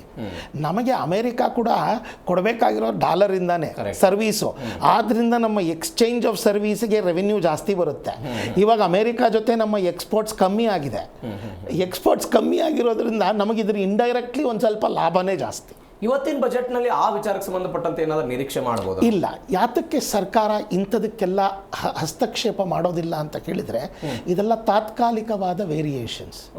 ಈಗ ಈ ಸರ್ಕಾರದ ಕೈಯಲ್ಲಿ ಬಟ್ ನರೇಂದ್ರ ಮೋದಿ ಅವರು ಅಧಿಕಾರಕ್ಕೆ ಬರೋದಕ್ಕಿಂತ ಮೊದಲು ಕಾಂಗ್ರೆಸ್ ಅವಧಿಯಲ್ಲಿ ಈ ಕುಸಿತ ಕಾಣ್ತಾ ಇತ್ತು. ಹಿಂದೆ UP1 ಸರ್ಕಾರ ಇದ್ದಾಗ, UP2 ಸರ್ಕಾರ ಇದ್ದಾಗ ಅವ್ರ ಪ್ರಣಾಳಿಕೆಗಳೆಲ್ಲ ಮತ್ತು ಪ್ರಚಾರಕ್ಕೆ ಹೋದಲ್ಲೆಲ್ಲ ಸಂದರ್ಭದಲ್ಲಿ ಇದನ್ನೆಲ್ಲ ಮಾತನಾಡ್ತಾ ಇದ್ರು. ಇಲ್ಲ, ನಾವು ಚೇತರಿಸ್ತೀವಿ ಅಂತ. ಇವರು ಅದಕ್ಕೆ ಹೇಳ್ತಿರೋದು, ಈ ಸರ್ಕಾರಕ್ಕೂ ಜವಾಬ್ದಾರಿಯಿಂದ ಹೇಳ್ತಿದ್ದೀನಿ, ಲೈಕ್ ಆಸ್ ಎಕ್ಸಾಂಪಲ್, ಈ ಸರ್ಕಾರಕ್ಕೂ ಹಳೆ ಸರ್ಕಾರಕ್ಕೂ ಏನು ವ್ಯತ್ಯಾಸ ಇದೆ ಅಂದರೆ, ಹಳೆ ಸರ್ಕಾರ 20 ವರ್ಷ, 50 ವರ್ಷ, 100 ವರ್ಷದ ಸ್ಟ್ರಾಟಜಿಕ್ ಪ್ಲಾನ್ ಮಾಡ್ತಿರ್ಲಿಲ್ಲ. ಇವಾಗ ಅಮೇರಿಕಾಯಿಂದ ನಾವು ಕಲಿಬೇಕಿದನ್ನು. ಅಮೇರಿಕಾ 100 ವರ್ಷ, 150 ವರ್ಷ ನೆಕ್ಸ್ಟು ಅವರ ದೇಶ ಹೇಗೆ ನಡಿಬೇಕು ಅಂತ ಅವರ ಥಿಂಕ್ ಟ್ಯಾಂಕ್ ಕೂತ್ಕೊಂಡು ಡಿಸೈಡ್ ಮಾಡುತ್ತೆ. ನಮ್ಮ ದೇಶದಲ್ಲಿ ಹೆಂಗೆ ಅಂದರೆ, ನಾವು 5 ವರ್ಷಕ್ಕೆ ಎಲೆಕ್ಷನ್ಗೆ ಹೋಗ್ತೀವಿ, ನೆಕ್ಸ್ಟ್ ವರ್ಷಕ್ಕೆ ಎಲೆಕ್ಷನ್ ಹೋಗ್ತೀವಿ ಅಂದರೆ, ನಾವು ಇವತ್ತು ಬೀಜ ನೆಟ್ಟರೆ ನಾಳೆ ಮರ ಯಾವುದಾಗುತ್ತೆ, ಒಂದು ವಾರದಲ್ಲಿ ಮರ ಆಗಬೇಕು ಅಂಥದಕ್ಕೆ ಮಾತ್ರ ಖರ್ಚು ಮಾಡ್ತೀವಿ. ಆದರೆ ಈ ಸರ್ಕಾರದ ದೃಷ್ಟಿಕೋನ ಆ ಥರ ಇಲ್ಲ. ನನಗೆ ಮೆಚ್ಚುಗೆ ಆದದ್ದು ಒಂದು ತುಂಬ ಮುಖ್ಯ, ಅದು ಒಂದು ದೇಶ ಬೆಳಿಬೇಕು ಅಂದರೆ ಆ ದೃಷ್ಟಿಕೋನ ಇರಬೇಕು. ಸತತವಾಗಿ 10 ವರ್ಷದಿಂದ 9 ರಿಂದ 10 ಲಕ್ಷ ಆನ್ ಆನ್ ಆ್ಯಾವ್ರೇಜ್ ಇನ್ಫ್ರಾಸ್ಟ್ರಕ್ಚರಿಗೆ ಖರ್ಚು ಮಾಡ್ತಾ ಬಂದಿದ್ದಾರೆ. ಲಕ್ಷ ಕೋಟಿ ಕರೆಕ್ಟ್. 9 ರಿಂದ 10 ಲಕ್ಷ ಕೋಟಿ ಎಲ್ಲ ಹೈವೇ, ಎಲ್ಲ ಪೋರ್ಟ್ಗಳನ್ನ ಡೆವಲಪ್ ಮಾಡ್ತಾ ಇದ್ದಾರೆ. ಈಗ ಅದರ ಫಲ ಬರುತ್ತೆ. ಈಗ ಅದರ ಫಲ ಹೇಗಿರುತ್ತೆ ಅಂತ ಹೇಳಿದ್ರೆ, ನಮಗೆ ಈಗ ಪ್ರಾಸೆಸಿಂಗ್ ಇಂಡಸ್ಟ್ರಿಗಳು ನಮಗೆ ಬೇಕು. ನಾವು ಕಚ್ಚಾ ಆಮದು ಮಾಡೋದಿಲ್ಲ. ಹೆಂಗೆ ಅಂದರೆ, ಈಗ ನಾವಿವಾಗ ಆಲಪಿನೋ ಬೆಳಿತೀವಿ, ಸೌತೆಕಾಯಿ ಬೆಳಿತೀವಿ. ಈ ಆಲಪಿನೋ ಸೌತೆಕಾಯಿ ಅದನ್ನು ಇನ್ಮೇಲಿಂದ ನಾವೇ ಉಪ್ಪಿನಕಾಯಿ ಮಾಡಿ ಮಾಡಿಸ್ತೀವಿ. ನಮ್ಮ ಮೈಸೂರು ಕಡೆ ಬೆಳೀತಾರೆ ಅದನ್ನು. ಇಷ್ಟು ಚಿಕ್ಕ ಸೌತೆಕಾಯಿ ಅದನ್ನು ಪ್ಯಾಕ್ ಮಾಡಿ 1/4 kg ಪ್ಯಾಕ್ ಮಾಡೋದನ್ನು 250 ರೂಪಾಯಿಗೆ ಮಾರ್ತಾರೆ. ಆ ಥರದ್ರಲ್ಲಿ ಇನ್ಮೇಲಿಂದ ಪ್ರಾಸೆಸ್ಸಿಗೆ ಬರ್ತೀವಿ. ನಾವು ಒಪ್ಪಂದ ಇವಾಗ ಮಾಡ್ಕೊಳ್ತಾ ಇರೋದು ಹೇಗೆ ಅಂದರೆ, ನಮ್ಮ ಲೈಫ್ ಸ್ಟೈಲ್ ಬೆಳೆಯುತ್ತೆ ಸರ್. ಈಗ ನಾವು BMW ಕಾರನ್ನು ಯಾವುದು 97 ಲಕ್ಷಕ್ಕೆ ಕೊಂಡ್ಕೊಳ್ತಿದ್ವಿ, ಈಗ ನಮಗೆ 56 ಲಕ್ಷಕ್ಕೆ ಸಿಗುತ್ತೆ. ಒಂದು ಬೆನ್ಸ್ ಕಾರು 1,30,30,000,000 1 crore 30 lakhs ಇರೋದು ಈಗ ನಮಗೆ 60 ಲಕ್ಷಕ್ಕೆ ಸಿಗುತ್ತೆ. ಫಾರಿನ್ ಆಮದುಗಳ ಪ್ರಾಡಕ್ಟ್ ಎಲ್ಲ ಬೆಲೆ ಕಮ್ಮಿ ಆಗುತ್ತೆ, ನಮಗೆ ಕ್ವಾಲಿಟಿ ಆಫ್ ಲೈಫ್ ಇಂಪ್ರೂವ್ ಆಗುತ್ತೆ. ಆದರೆ ನಾವು ಅವರಿಗೆ ಎಲ್ಲ ರೀತಿಯಾದ agro base, technology base, labour intensive ಪ್ರಾಡಕ್ಟ್ಗಳನ್ನ ಯುರೋಪಿಯನ್ ಮಾರ್ಕೆಟ್ಗೆ ಕೊಡ್ತಾ ಇದ್ದೀವಿ. ಬರ್ತೀನಿ, ಮಾತನಾಡೋಣ. ಕೆಲವೇ ಕ್ಷಣಗಳಲ್ಲಿ ಕೇಂದ್ರ ವಿತ್ತ ಸಚಿವೆ ನಿರ್ಮಲಾ ಸೀತಾರಾಮನ್ ಅವರು ಬಜೆಟ್ ಅನ್ನು ಮಂಡಿಸ್ತಾರೆ. ಈ ಬಾರಿ ದೊಡ್ಡ ಚರ್ಚೆ ಆಗ್ತಾ ಇರುವಂಥ ವಿಚಾರ ವಿತ್ತೀಯ ಕೊರತೆ. ಕೊರೋನಾ ಸಂದರ್ಭದಲ್ಲಿ 9.2 ಇದ್ದಂತಹ ವಿತ್ತೀಯ ಕೊರತೆಯನ್ನು 5 ವರ್ಷಗಳಲ್ಲಿ 4.4ಗೆ ತರ್ತೀವಿ ಅಂತ ಹೇಳ್ತಾ ಇದ್ದಾರೆ. ಫಿಸಿಕಲ್ ಡೆಫಿಸಿಟ್ ಅಂತ 2025-26ನೇ ಸಾಲಿನಲ್ಲಿ, ಆರ್ಥಿಕ ವರ್ಷದಲ್ಲಿ ವಿತ್ತೀಯ ಕೊರತೆಯನ್ನು ಒಟ್ಟು ಉತ್ಪನ್ನದ 4.4% ಅಂದರೆ ಅದಕ್ಕೆ ಸೀಮಿತಗೊಳಿಸುವಂತಹ ಗುರಿಯನ್ನು ಹೊಂದಿದ್ದೀವಿ ಅಂತ. ಕೊರೋನಾ ಸಂದರ್ಭದಲ್ಲಿ ಇಡೀ ಜಾಗತಿಕ ಅರ್ಥವ್ಯವಸ್ಥೆ ಹಾಳಾಗಿದ್ದಾಗ, ಉದ್ಯೋಗಗಳು ಕಿತ್ತುಕೊಂಡಿದ್ದಾಗ, ಅಥವಾ ಆರ್ಥಿಕ ಚಟುವಟಿಕೆಗಳೇ ಸ್ಥಗಿತ ಆಗಿದ್ದಾಗ 9.2 ಆಗಿತ್ತದು. 9.2 ಆಗಿತ್ತು. ಆದರೆ 2025-26ರಲ್ಲಿ ಅದು 4.4 ಆಗಿದೆ. ಅಂದರೆ 15.69 ಲಕ್ಷ ಕೋಟಿ. ಇದನ್ನು ಪ್ರತಿ ವರ್ಷದಿಂದ ವರ್ಷಕ್ಕೆ ಕಡಿಮೆ ಆಗಬೇಕು ಅಂತ. 2024-25ರಲ್ಲಿ ವಿತ್ತೀಯ ಕೊರತೆ GDPಯ 4.8% ಇತ್ತು. ಅದನ್ನು 2026-27ರಲ್ಲಿ ವಿತ್ತೀಯ ಕೊರತೆಯನ್ನು 4.5ಕ್ಕಿಂತ ಕೆಳಗೆ ತರುವಂತಹ ಗುರಿಯನ್ನು ಹೊಂದಿದ್ದಾರೆ. ಸರ್, ವಿತ್ತೀಯ ಕೊರತೆ ಕೊರೋನಾ ಸಂದರ್ಭದಲ್ಲಿ ನೋಡಿದ್ವಿ. ಕೊರೋನಾ ಆದ ನಂತರ ಆರ್ಥಿಕ ಚಟುವಟಿಕೆಗಳು ಶುರುವಾಯಿತು. ನಾವು ಸ್ವಲ್ಪ ಸಸ್ಟೇನ್ ಆಗೋದಕ್ಕೆ ಶುರು ಮಾಡಿದ್ವಿ. ಈ ಪರಿಪ್ರಮಾಣದಲ್ಲಿ, ಈ ವೇಗವಾಗಿ ಇಟ್ ಈಸ್ ಪಾಸಿಬಲ್? ವಿತ್ತೀಯ ಕೊರತೆ ಅನ್ನುವಂಥದ್ದು ಒಂದು ಬಜೆಟ್ಟಿನ ಗುಣಮಟ್ಟವನ್ನು, ಆಯವ್ಯಯ ಅಥವಾ ಆರ್ಥಿಕ ನೀತಿಯ ಗುಣಮಟ್ಟವನ್ನು ನಿರ್ಧರಿಸುವಂತಹ ಅಥವಾ ಗುಣಮಟ್ಟವನ್ನು ನಾವು ನಿರ್ಧಾರ ಮಾಡುವಂತಹ ಒಂದು ಹಲವಾರು ಮಾನದಂಡಗಳಲ್ಲಿ ಅದು ಒಂದು. ಹೂಡಿಕೆ ಕೂಡ ನಿರ್ಧಾರ ಆಗುತ್ತೆ ಅದರ ಮೇಲೆ. ಎಲ್ಲವೂ ನಿರ್ಧಾರಗಳೇ ಅಲ್ಲ, ಎಲ್ಲವೂ ಮಾನದಂಡಗಳೇ. ವಿತ್ತೀಯ ಕೊರತೆ ಅನ್ನುವುದು ಒಂದು ಬಹಳ ವಿಶಿಷ್ಟವಾದಂಥ ಮಾನದಂಡ. ಏನು ವಿತ್ತೀಯ ಕೊರತೆ ಅಂದರೆ, ಸುಲಭವಾಗಿ ಅರ್ಥ ಆಗಬೇಕು ಅಂತ ಹೇಳಿದ್ರೆ, ನನಗೆ ಒಂದಿಷ್ಟು ಆದಾಯ ಇದೆ, ಒಂದಿಷ್ಟು ಖರ್ಚಿದೆ. ನನ್ನ ಆದಾಯಕ್ಕಿಂತಲೂ ಖರ್ಚು ಜಾಸ್ತಿ ಆದಾಗ ನನ್ನ ಹತ್ರ ಆಟೋಮೆಟಿಕಲಿ ಕೊರತೆ ಕಾಡುತ್ತೆ.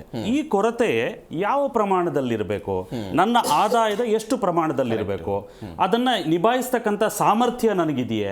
ಯಾಕೆಂದ್ರೆ ಒಂದು ಹತೋಟಿ ಒಳಗಡೆ ಇದ್ದಾಗ ಅದನ್ನು ನಾನು ತಟ್ಕೋಬಹುದು. ಹತೋಟಿ ದಾಟ್ತು ಅಂತ ಹೇಳಿದ್ರೆ ತಟ್ಕೊಳ್ಳಿಕ್ಕಾಗಲ್ಲ. ಜಾಗತಿಕ ಮಟ್ಟದಲ್ಲಿ ಆರ್ಥಿಕ ತಜ್ಞರೆಲ್ಲರೂ ಸಹಮತ ವ್ಯಕ್ತಪಡಿಸ್ತಕ್ಕಂಥ ಒಂದು ಮೌಲ್ಯ ಏನು ವಿತ್ತೀಯ ಕೊರತೆಗೆ ಮಾನದಂಡ ಅಂತ ಹೇಳಿದ್ರೆ, 4.5% ಅಷ್ಟರ ಒಳಗಡೆ ಇತ್ತು ನಿಮ್ಮ ವಿತ್ತೀಯ ಕೊರತೆ ಅಂತ ಹೇಳಿದ್ರೆ it is A very healthy indicator ಅಂತ. ಅಂದ್ರೆ it is manageable and it is very much with in your controlling power. ಇವತ್ತು ಯಾವ ದೇಶ ಕೂಡ ವಿತ್ತೀಯ ಕೊರತೆ ಇಲ್ದಿರುವಂಥ ದೇಶ ಯಾವುದಿಲ್ಲ. ಅಮೆರಿಕ ದೊಡ್ಡಣ್ಣ ಅಂತ ಸಾರ್ಕೋಬಹುದು, ಜಗತ್ತಿನ ಅತ್ಯಂತ ಪ್ರಭಾವಶಾಲಿ ಆರ್ಥಿಕ ಶಕ್ತಿ ಅಂತ ಕರ್ಕೊಂಡ್ರು ಕೂಡ ಸಾಲಗಾರರ ದೇಶ. ಕರೆಕ್ಟ್. ಸಾಲ ಬಹಳ ಯಥೇಚ್ಛವಾಗಿ ಸಿಗ್ತಕ್ಕಂಥ, ಸಾಲದ ಮೂಲಕವೇ ಆರ್ಥಿಕ ಬೆಳವಣಿಗೆಯನ್ನು ಕಂಡುಕೊಂಡಂಥ ದೊಡ್ಡ ದೇಶ ಅದು ಅಮೆರಿಕ ಅನ್ನುವಂಥದ್ದು. ಅಂದರೆ ಹೀಗಳದು ಮಾತಾಡ್ತಿಲ್ಲ. ಅವರ ಆರ್ಥಿಕ ನೀತಿ ಸಾಲದ ಮೇಲೆ ಅವಲಂಬಿತವಾಗಿದೆ. ನಮ್ಮ ಆರ್ಥಿಕ ನೀತಿ ಸಾಲದ ಮೇಲೆ ಅವಲಂಬಿತವಾಗಿಲ್ಲ.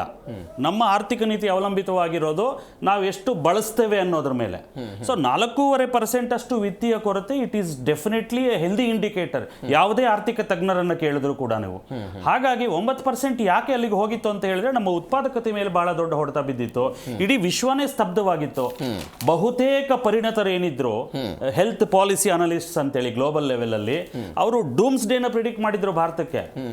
ಒಂದು ಕನಿಷ್ಠ ಪಕ್ಷ ಒಂದು ಕಾಲ್ಭಾಗ ಪಾಪ್ಯುಲೇಷನ್ ಔಟು ಅಂತ. ಬಟ್ ಭಾರತ ಅದನ್ನು ನಿಭಾಯಿಸಿದಂಥ ರೀತಿ, ಆ ಸವಾಲನ್ನ ಕೇವಲ ಒಂದು ಸಮಸ್ಯೆಯಾಗಿ ನೋಡದೆ ಒಂದು ಅವಕಾಶವನ್ನಾಗಿ ಬಳಸಿಕೊಂಡು ಬೆಳೆದಂಥ ರೀತಿ ಇದೆಯಲ್ಲ, ಅದಕ್ಕೆ ನಾವು ಶಾಬಾಯಿಸ್ಗಿರಿ ಕೊಡಲೇಬೇಕು. ಯಾವುದೇ ಪಕ್ಷದ ಸರ್ಕಾರ ಆಗಲಿ, ನನ್ನ ಸರ್ಕಾರ ಮಾಡಿದ ಕೆಲಸ ಅನ್ನುವಂಥ ಹೆಮ್ಮೆ ಪ್ರತಿಯೊಬ್ಬ ಭಾರತೀಯನಿಗಿರಬೇಕು, ಪಕ್ಷಾತೀತವಾಗಿ. ಸೊ ವಿತ್ತೀಯ ಕೊರತೆ 4.5% ಒಳಗಡೆ ಇದೆ ಅಂತ ಹೇಳಿದ್ರೆ hats off to the policy makers.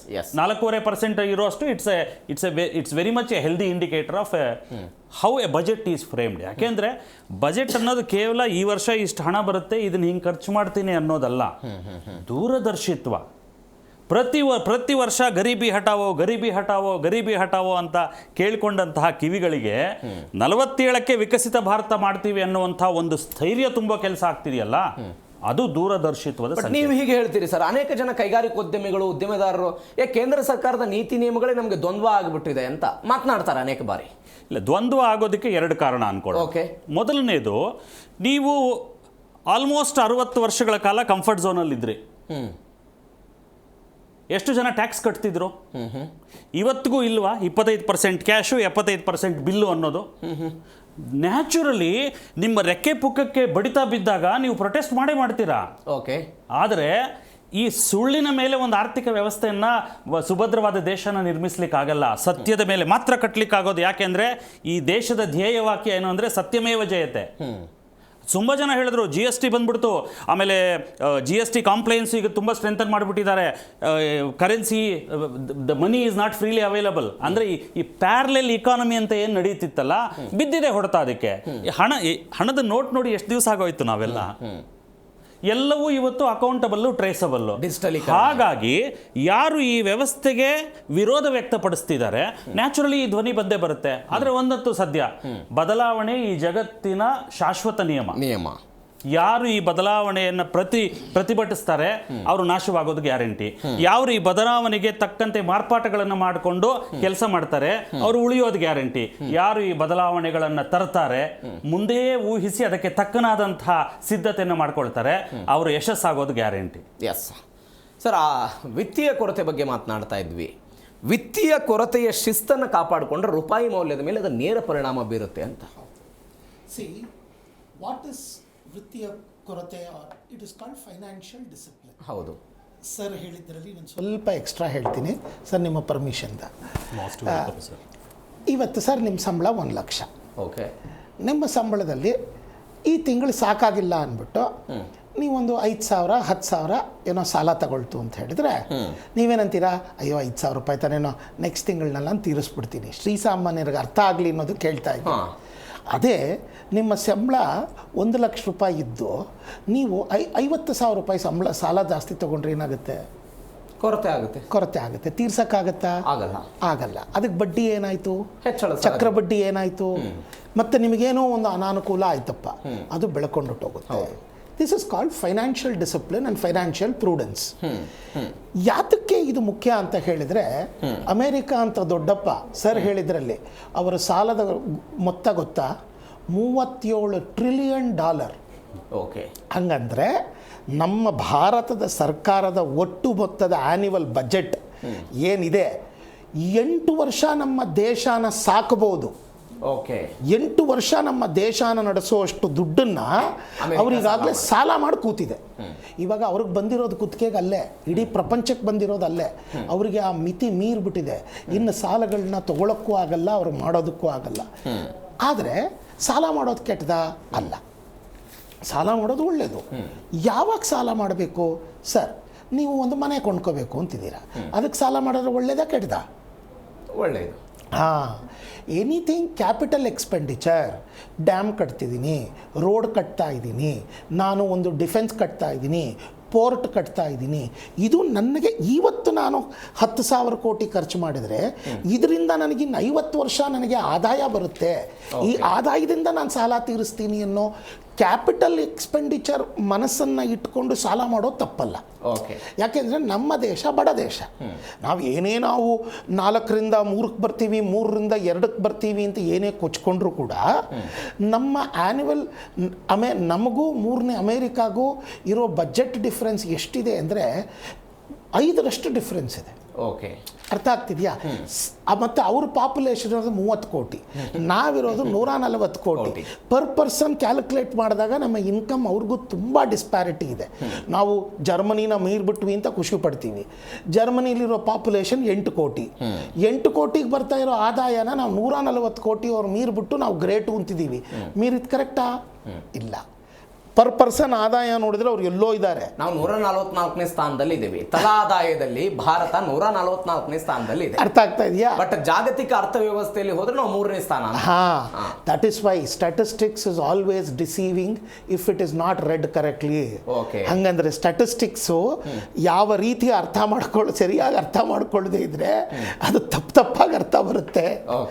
Okay, ಇದಕ್ಕೆ ಯಾತಕ್ಕೆ ಡಾಲರ್ ಮೇಲೆ ರುಪಿ ಮೇಲೆ ಬರುತ್ತೆ ಅಂದರೆ, ಸರ್ ಸಾಲ ಜಾಸ್ತಿ ಇದ್ದಷ್ಟು, ಇವಾಗ ಒಂದು ಎಕ್ಸಾಂಪಲ್ ನಮ್ಮ ಕರ್ನಾಟಕ ಸರ್ಕಾರದ ಮೇಲೆ ಹೇಳ್ತಿದ್ದೀನಿ ಅಂತಲ್ಲ, ನಾವು ಮಾಡ್ತಾ ಇರೋ ತಪ್ಪು ದೃಷ್ಟಿ ಎಲ್ಲ ಆಗ್ತಿದೆ ಅಂತ ನೋಡಿ. ನಮ್ಮಲ್ಲಿ ನಿಮಗೆ ತಿಂಗಳಿಗೆ 360 ರೂಪಾಯಿ ದುಡ್ಡಿದೆ ಸರ್. ನಮ್ಮ ಕರ್ನಾಟಕದ ಆದಾಯ 3,60,000 ಕೋಟಿ.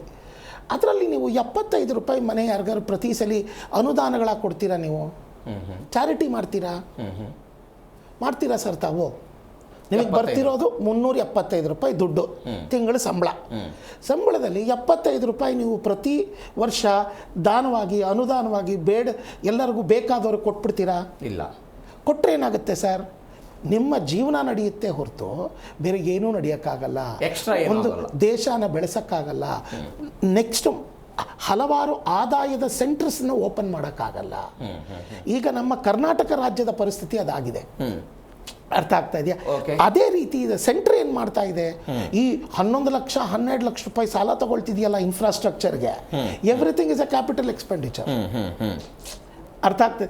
ಈಗ ಏನಾಗುತ್ತೆ, ಸಾಲದ ಮೊತ್ತ ಇವಾಗ ನಮ್ಮ ಬಜೆಟಲ್ಲೇ ತಗೊಳ್ಳಿ. ಈ ಸರ್ಕಾರ ಬಂದು 3 ವರ್ಷದಲ್ಲಿ ನಾವು ಹತ್ರ 4.5 ಲಕ್ಷ ಕೋಟಿಯಿಂದ 5 ಲಕ್ಷ ಕೋಟಿ ಸಾಲ ಮಾಡಿಬಿಟ್ಟಿದ್ದೀವಿ. 5 ಲಕ್ಷ ಕೋಟಿ ಸರ್.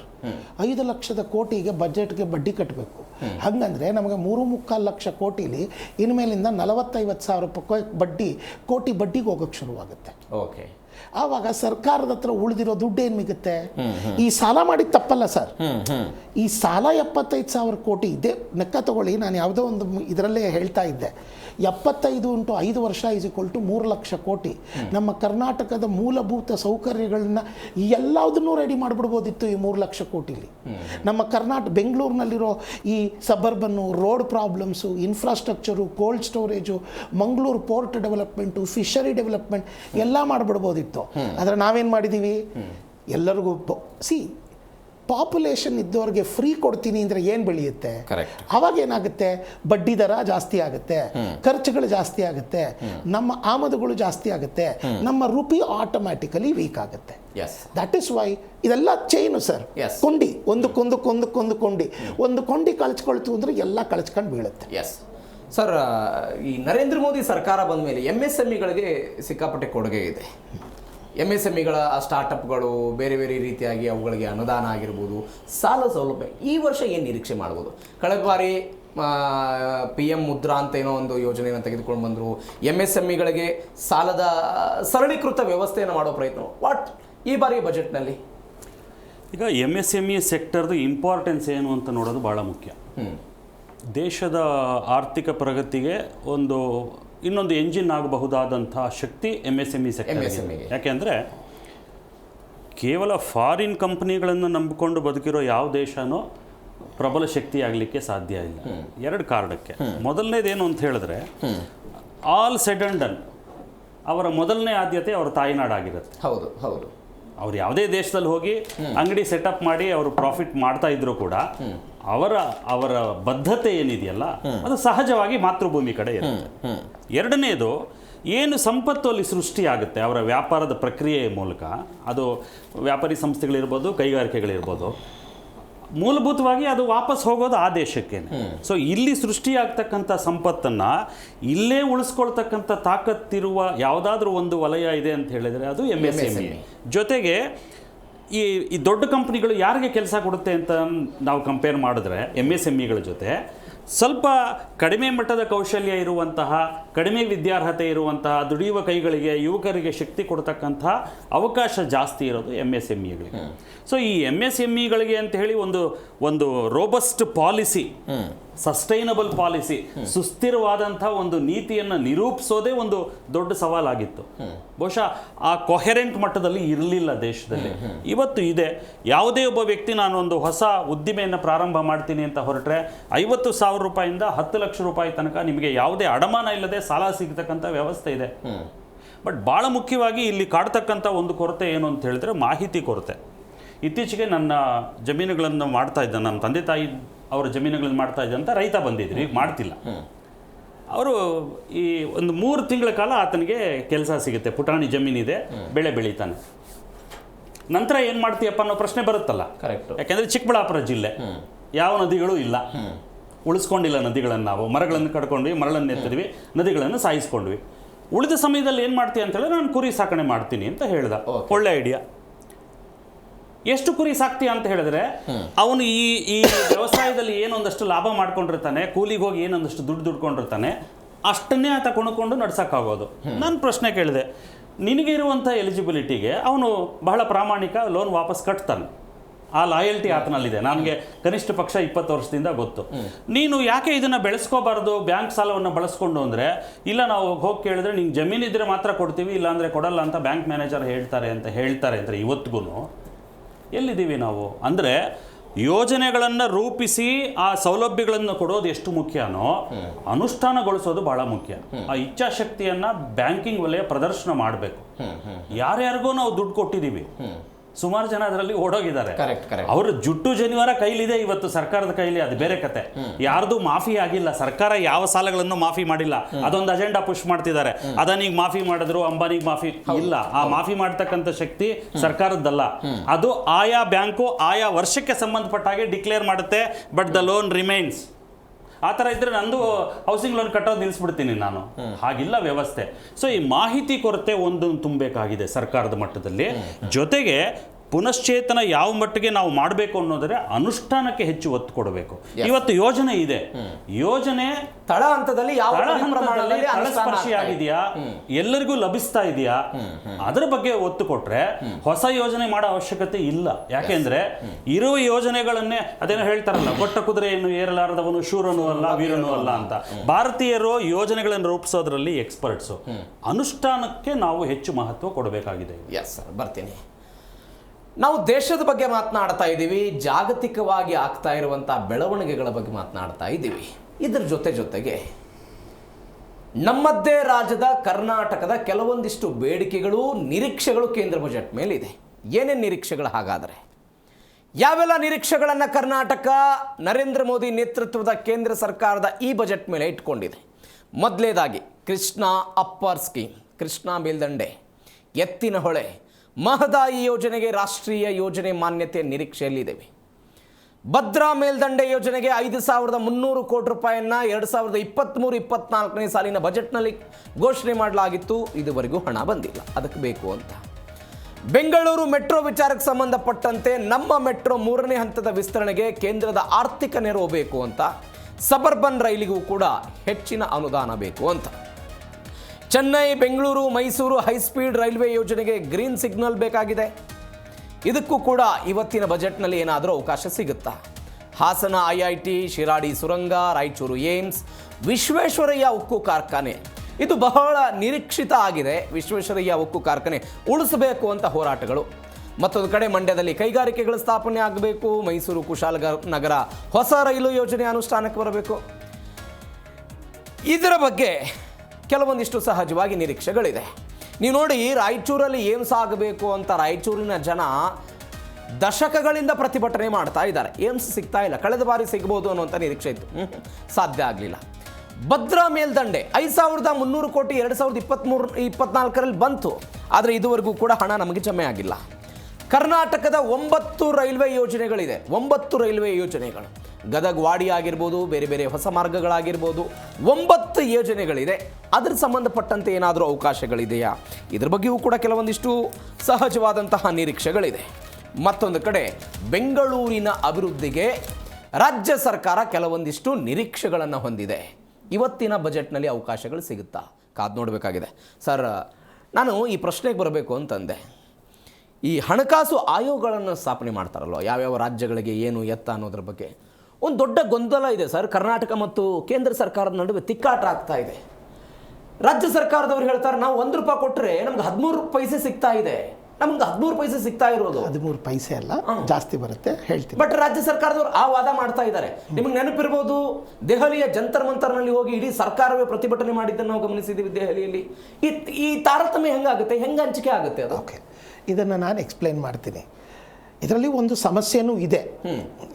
ಈಗಿನ ಹೊಸ ಫೈನಾನ್ಸ್ ಕಮಿಷನಲ್ಲಿ ಇದೆಲ್ಲ ಒಂದು ಸರ್ಕಾರ ಮಾಡೋ ಕೆಲಸ ಅಲ್ಲ.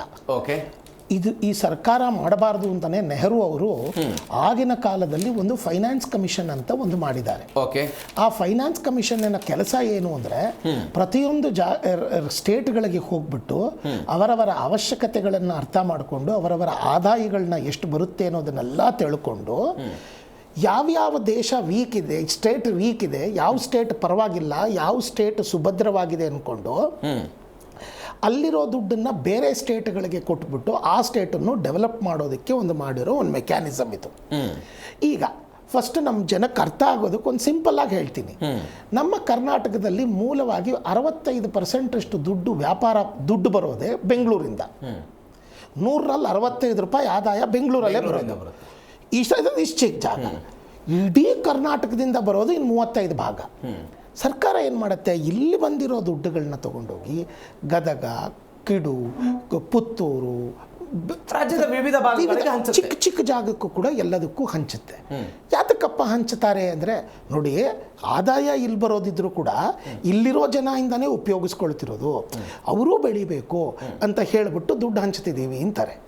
ಇದೇ ಲಾಜಿಕ್ಕು ದೇಶಕ್ಕೂ ಅವಲಂಬಿಸುತ್ತೆ. ಬಟ್ ಸಿದ್ದರಾಮಯ್ಯನವರ ಸರ್ಕಾರ ಹೇಳ್ತಾ ಇದೆ, ಮಹಾರಾಷ್ಟ್ರದ ನಂತರ ಅತಿ ಹೆಚ್ಚು ತೆರಿಗೆಯನ್ನು ಕೊಡುವಂತಹ ರಾಜ್ಯ ಕರ್ನಾಟಕ. ಇಲ್ಲ, ನಾವು 3ನೇವರು, ಅದಕ್ಕೂ ಬರ್ತೀನಿ. ಫಸ್ಟ್ ಒಂದು ಇದನ್ನ ಹೇಳೋದಕ್ಕೆ ಈಗ ಏನಾಗಿದೆ, ನಾವು 10 ವರ್ಷ ಇವಾಗ 2026ಗೆ ನಮ್ಮ ಫೈನಾನ್ಸ್ ಕಮಿಷನ್ ತಿರುಗಿ ಕೂಡ್ತಿದೆ. ಈಗ ಹೋಗಿ ಸರ್ಕಾರ ಅವರು ಅಲ್ಲಿ ಮಾತಾಡಬೇಕು. ಇಷ್ಟು ಈಗಾಗಲೇ ಒಪ್ಪಂದ ಮಾಡ್ಕೊಂಬಂದಿರೋ ಥರ ದುಡ್ಡು ಹಂಚ್ತಾ ಇದ್ದಾರೆ. ಇದರಲ್ಲಿ ಆಗಿರೋ ಒಂದು ಸಮಸ್ಯೆ ಏನು ಅಂದರೆ ಸರ್, ಇಷ್ಟು ವರ್ಷದಲ್ಲಿ ನಾವು ಹಿಸ್ಟ್ರಿ ನೋಡಿದರೆ south India has always been rich. ಯಾವತ್ತೂ ನಾವು ಶ್ರೀಮಂತವಾದ ದೇಶ, ರಾಜ್ಯಗಳು. ಯಾಕೆ ಅಂದರೆ ನಮ್ಮಲ್ಲಿ ಬಂದವರೆಲ್ಲ ವ್ಯಾವಹಾರಿಕವಾಗಿ ಬಂದರೆ ಹೊರತು ಯಾರೂ ನಮ್ಮ ಮೇಲೆ ದಂಡಯಾತ್ರೆ ಮಾಡೋದಕ್ಕೆ ಬರಲಿಲ್ಲ. ನಾರ್ತ್ ಇಂಡಿಯಾ ಯಾವತ್ತೂ ದಂಡಯಾತ್ರೆಗಳಿಗೆ ಅನುಭವಿಸಿರೋ ದೇಶ. ಹಾಗಿದ್ದಾಗ ಹಲವಾರು ರೀತಿಯಲ್ಲಿ ಇದು ತುಂಬ ದೊಡ್ಡ ವಿಚಾರ. ನಾನೊಂದ್ಸಲಿ 1 ಅವರ್ ಮಾತಾಡಿದ್ದೆ. ಈ ಜಾರ್ಖಂಡ್ ವಿಚಾರದಲ್ಲೆಲ್ಲ ಅಲ್ಲಿರೋ ರಾ ಮೆಟೀರಿಯಲ್ಗಳು ನಮಗೆ ತುಂಬ ಚೀಪಾಗಿ ಬಂದು ನಮ್ಮ ಇಲ್ಲಿರೋ ರಾಜ್ಯಗಳೆಲ್ಲ ಬೆಳ್ಕೊಳ್ತು. ಈ ಥರದ ಹಲವಾರು ಕಾರಣಗಳಿದೆ. ಈಗ ಏನಾಗಿದೆ, ನಾವು ಲುಕ್ ಈಸ್ಟ್ ಪಾಲಿಸಿ ಮಾಡಿದ್ದೀವಿ, that is north East policy. ನಾವು ಚೈನಾ ವಿಪರ್ಯಾಸ ನೋಡಿ 75 ವರ್ಷದವರೆಗೂ ನಾವು ನಾರ್ತ್ ಈಸ್ಟನ್ನು ಮರೆತೇ ಹೋಗಿದ್ವಿ. ಕರೆಕ್ಟು. ಚೈನಾನ ಆ ಹಾವಳಿ ಜಾಸ್ತಿ ಆಗ್ತಿತ್ತು. ಅದಕ್ಕೆ ಈಗ ನಾವು ಸಾಕಷ್ಟು ದುಡ್ಡು ನಾರ್ತ್ ಈಸ್ಟ್ ಡೆವಲಪ್ಮೆಂಟಿಗೆ ಕೊಡ್ತಿದ್ದೀವಿ. ಮತ್ತು ನಾರ್ತ್ ಇಂಡಿಯನ್ ಕಂಟ್ರಿಗಳನ್ನು ಡೆವಲಪ್ ಮಾಡೋದಕ್ಕೂ ದುಡ್ಡು ಕೊಡ್ತಾ ಇದ್ದಾರೆ. ಇಲ್ಲಿ ಎಲ್ಲಿ ಓಕೆ, ಜನಕ್ಕೊಂದು ಅರ್ಥ ಆಗಬೇಕು ಅಂದರೆ, ಸರ್ಕಾರ ಕೊಡ್ತಾ ಇಲ್ಲ ಅಂತ ಹೇಳಿದರೆ ಏನು ಕೊಡ್ತಾ ಇಲ್ಲ. GST ಸರ್ಕಾರದ ಭಾಗಕ್ಕೆ ಏನು ಬರಬೇಕು ಅದನ್ನು ಪೂರ್ತಿ ಕೊಡ್ತಾ ಇದ್ದಾರೆ. ಇವಾಗ ಒಂದು 100 ರೂಪಾಯಿ ಇದೆ, ಸೆಂಟ್ರಿಗೆ 50 ರೂಪಾಯಿ ಹೋಗಬೇಕು, ಸ್ಟೇಟ್ಗೆ 50 ರೂಪಾಯಿ ಹೋಗಬೇಕು ಅಂದರೆ ಹೋಗ್ತಾ ಇದೆ. ಇವಾಗ ಸೆಂಟ್ರ್ ಕೊಡೋ ದುಡ್ಡಿನ 50 ರೂಪಾಯಿನಲ್ಲಿ ನಮಗೆ ಕೇವಲ 3.25 ರೂಪಾಯಿ 100 ರೂಪಾಯಿಗೆ ಬರ್ತಾ ಇದೆ ಅಂತ ಇವರು ಪ್ರಶ್ನೆ. ಅರ್ಥ ಆಯ್ತಾ?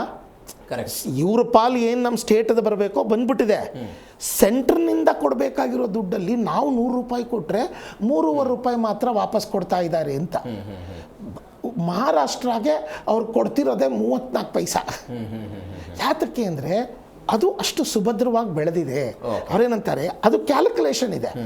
ಇಲ್ಲಿ ಎಲ್ಲಿ ಸಮಸ್ಯೆ ಆಗುತ್ತೆ, ಹೇಗೆ ನಮ್ಮ ರಾಜ್ಯ ಸರ್ಕಾರಗಳು ಎಲ್ಲ ಸೌತ್ ಇಂಡಿಯಾ ಒಟ್ಟುಗೂಡಿ ಜಗಳ ಎಲ್ಲಾಡಬೇಕು ಅಂತ ಹೇಳಿದರೆ ಈ 2026 ಫೈನಾನ್ಸ್ ಕಮಿಷನ್ನಲ್ಲಿ ಏನು ಸಿದ್ದರಾಮಯ್ಯ ಅವರು ಅದನ್ನೇ ಹೇಳ್ತಾರೆ, ಸರ್ ನಾವು ಮನವಿ ಮಾಡೋದಲ್ಲ, ಭೇಟಿಯಾಗಿದ್ದೀವಿ, ಅಲ್ಲ, ಅದು ಹಳೆ ವಿಚಾರ ಆಯಿತು ಸರ್. ಇದೇನಂದ್ರೆ ಪ್ರತಿ 10 ವರ್ಷಕ್ಕೆ ಅದು ಚೇಂಜ್ ಆಗ್ತಾ ಇರುತ್ತೆ. ಆ ಚೇಂಜಿನ ಪಾಲಿಸಿ ಇವಾಗ ನಡೀತಾ ಇದೆ. ಆ ಕಮಿಷನ್ ಅವರು ಪ್ರತಿಯೊಂದು ಸ್ಟೇಟ್ ಅಲ್ಲಿ ಬಂದು ಎಲ್ಲಾರ ಬೇಡಿಕೆಗಳನ್ನು ತಗೊಂಡು ಹೋಗ್ತಾರೆ. ಅವರ ನೇತೃತ್ವದಲ್ಲಿ ನಡಿ ಆಗ್ತಾ ಇದೆ. ಇವಾಗ ಇದು ಏನಾಗ್ತಾ ಇದೆ ಸರ್, ಈಗ ಇಲ್ಲಿಗೆ ಒಂದು ಮುಖ್ಯವಾದ ಪ್ರಾಬ್ಲಮ್ ಎಲ್ಲಿ ಬರ್ತಿರೋದು ಅಂದರೆ, ನಮ್ಮ ಫೈನಾನ್ಸ್ ಕಮಿಷನ್ ಇದರಲ್ಲಿ ಪಾಪ್ಯುಲೇಷನ್ ಅನ್ನೋ ಒಂದು ಫ್ಯಾಕ್ಟರನ್ನು ಆ್ಯಡ್ ಮಾಡಿರಲಿಲ್ಲ. ಇಂಗ್ರೀಡಿಯೆಂಟು ಅದರಲ್ಲಿ ಏನು ಲಾಭ ಇದೆ ಏನು ಬಂದಿಲ್ಲ ಹೇಳ್ತೀನಿ. ಒಂದು ಸಸ್ಟೈನಬಿಲಿಟಿ ಮತ್ತು ಕೊಟ್ಟಿರೋ ದುಡ್ಡನ್ನು ಸದುಪಯೋಗ ಮಾಡಿಕೊಂಡ್ರೆ ನಿಮಗೆ ಇನ್ನೂ ದುಡ್ಡು ಜಾಸ್ತಿ ಕೊಡ್ತಿದ್ದೀವಿ ಅನ್ನೋದರಲ್ಲಿ ಸೌತ್ ಇಂಡಿಯಾಗೆ ಲಾಭ ಆಗ್ತಿದೆ. ಆದರೆ ಇನ್ನೊಂದು ಫ್ಯಾಕ್ಟರನ್ನು ಸೇರಿಸಿರೋದೇನು ಅಂದರೆ ಪಾಪ್ಯುಲೇಷನ್. ಈ ಪಾಪ್ಯುಲೇಷನ್ ಏನಾಗಿದೆ ಈಗ ಅರ್ಥ ಮಾಡ್ಕೊಳ್ಳಿ. ಇಂದಿರಾ ಗಾಂಧಿ ಅವರು 70-71ರಲ್ಲಿ ನಮಗಿಬ್ಬರು ಪಾಪ್ಯುಲೇಷನ್ನ ಕಂಟ್ರೋಲ್ ಮಾಡ್ಕೊಳ್ಳಿ, ಇಲ್ಲದಿದ್ದರೆ ನಾವು ಇನ್ಫ್ಲೇಷನ್ನ ತಡ್ಕೊಳಕ್ಕಾಗಲ್ಲ ಅಂತ ಹೇಳಿದರು. ಆವಾಗ ನಮ್ಮ ಸೌತ್ ಇಂಡಿಯನ್ಸ್ ಎಲ್ಲ ನಾವು ಪಾಪ್ಯುಲೇಷನ್ನ ಕಂಟ್ರೋಲ್ ಮಾಡಿದ್ವಿ. ಆದರೆ ನಾರ್ತ್ ಇಂಡಿಯನ್ಸು ಗಮನ ಕೊಡಲಿಲ್ಲ. ಈಗ ಅಲ್ಲಿ 8 ಕೋಟಿ ಇದ್ದಿದ್ದು 18 ಕೋಟಿ ಪಾಪ್ಯುಲೇಷನ್ ಆಗಿದೆ. ಇವಾಗ ಏನಾಗ್ತಿದೆ, ಅವರು ಅದ್ರ ಮೇಲೂ ಒಂದು ಪ್ಯಾರಾಮೀಟರ್ ಫಿಕ್ಸ್ ಮಾಡಿದ್ದಾರೆ. ಅದಕ್ಕೆ ಮೇಲೆ ಒಂದು ಪ್ಯಾರಾಮೀಟರ್ ಫಿಕ್ಸ್ ಆದಾಗ ನಮಗೆ ಬರೋ ಆದಾಯದಲ್ಲಿ ಅಲ್ಲೂ ನಮಗೆ ಇವಾಗ ಒಂದು 10-15% ಅಷ್ಟು ಕಮ್ಮಿ ಆಗುತ್ತೆ. ಅದಕ್ಕೆ ಜಗಳ ನಾವು ಆಡಬೇಕಾಗಿದೆ. ಬರ್ತೀನಿ, ಮಾತನಾಡೋಣ. ನಾವು ಮಾತನಾಡ್ತಾ ಇದ್ದೀವಿ, ಕೇಂದ್ರ ಮತ್ತು ರಾಜ್ಯ ಸರ್ಕಾರಗಳ ನಡುವೆ ತಿಕ್ಕಾಟ ಇದೆ, ಇದನ್ನು ಹೆಂಗೆ ಬಗೆಹರಿಸ್ಕೊಳ್ಬೇಕು ಅಂತ. ಬಟ್ ಇವತ್ತಿನ ಬಜೆಟ್ನಲ್ಲಿ ಕರ್ನಾಟಕಕ್ಕೆ ಏನಾದರೂ ಒಂದು ದೊಡ್ಡ ಘೋಷಣೆ ಆಗುತ್ತಾ ಅನ್ನುವಂಥ ನಿರೀಕ್ಷೆ ಸಹಜವಾಗಿದೆ.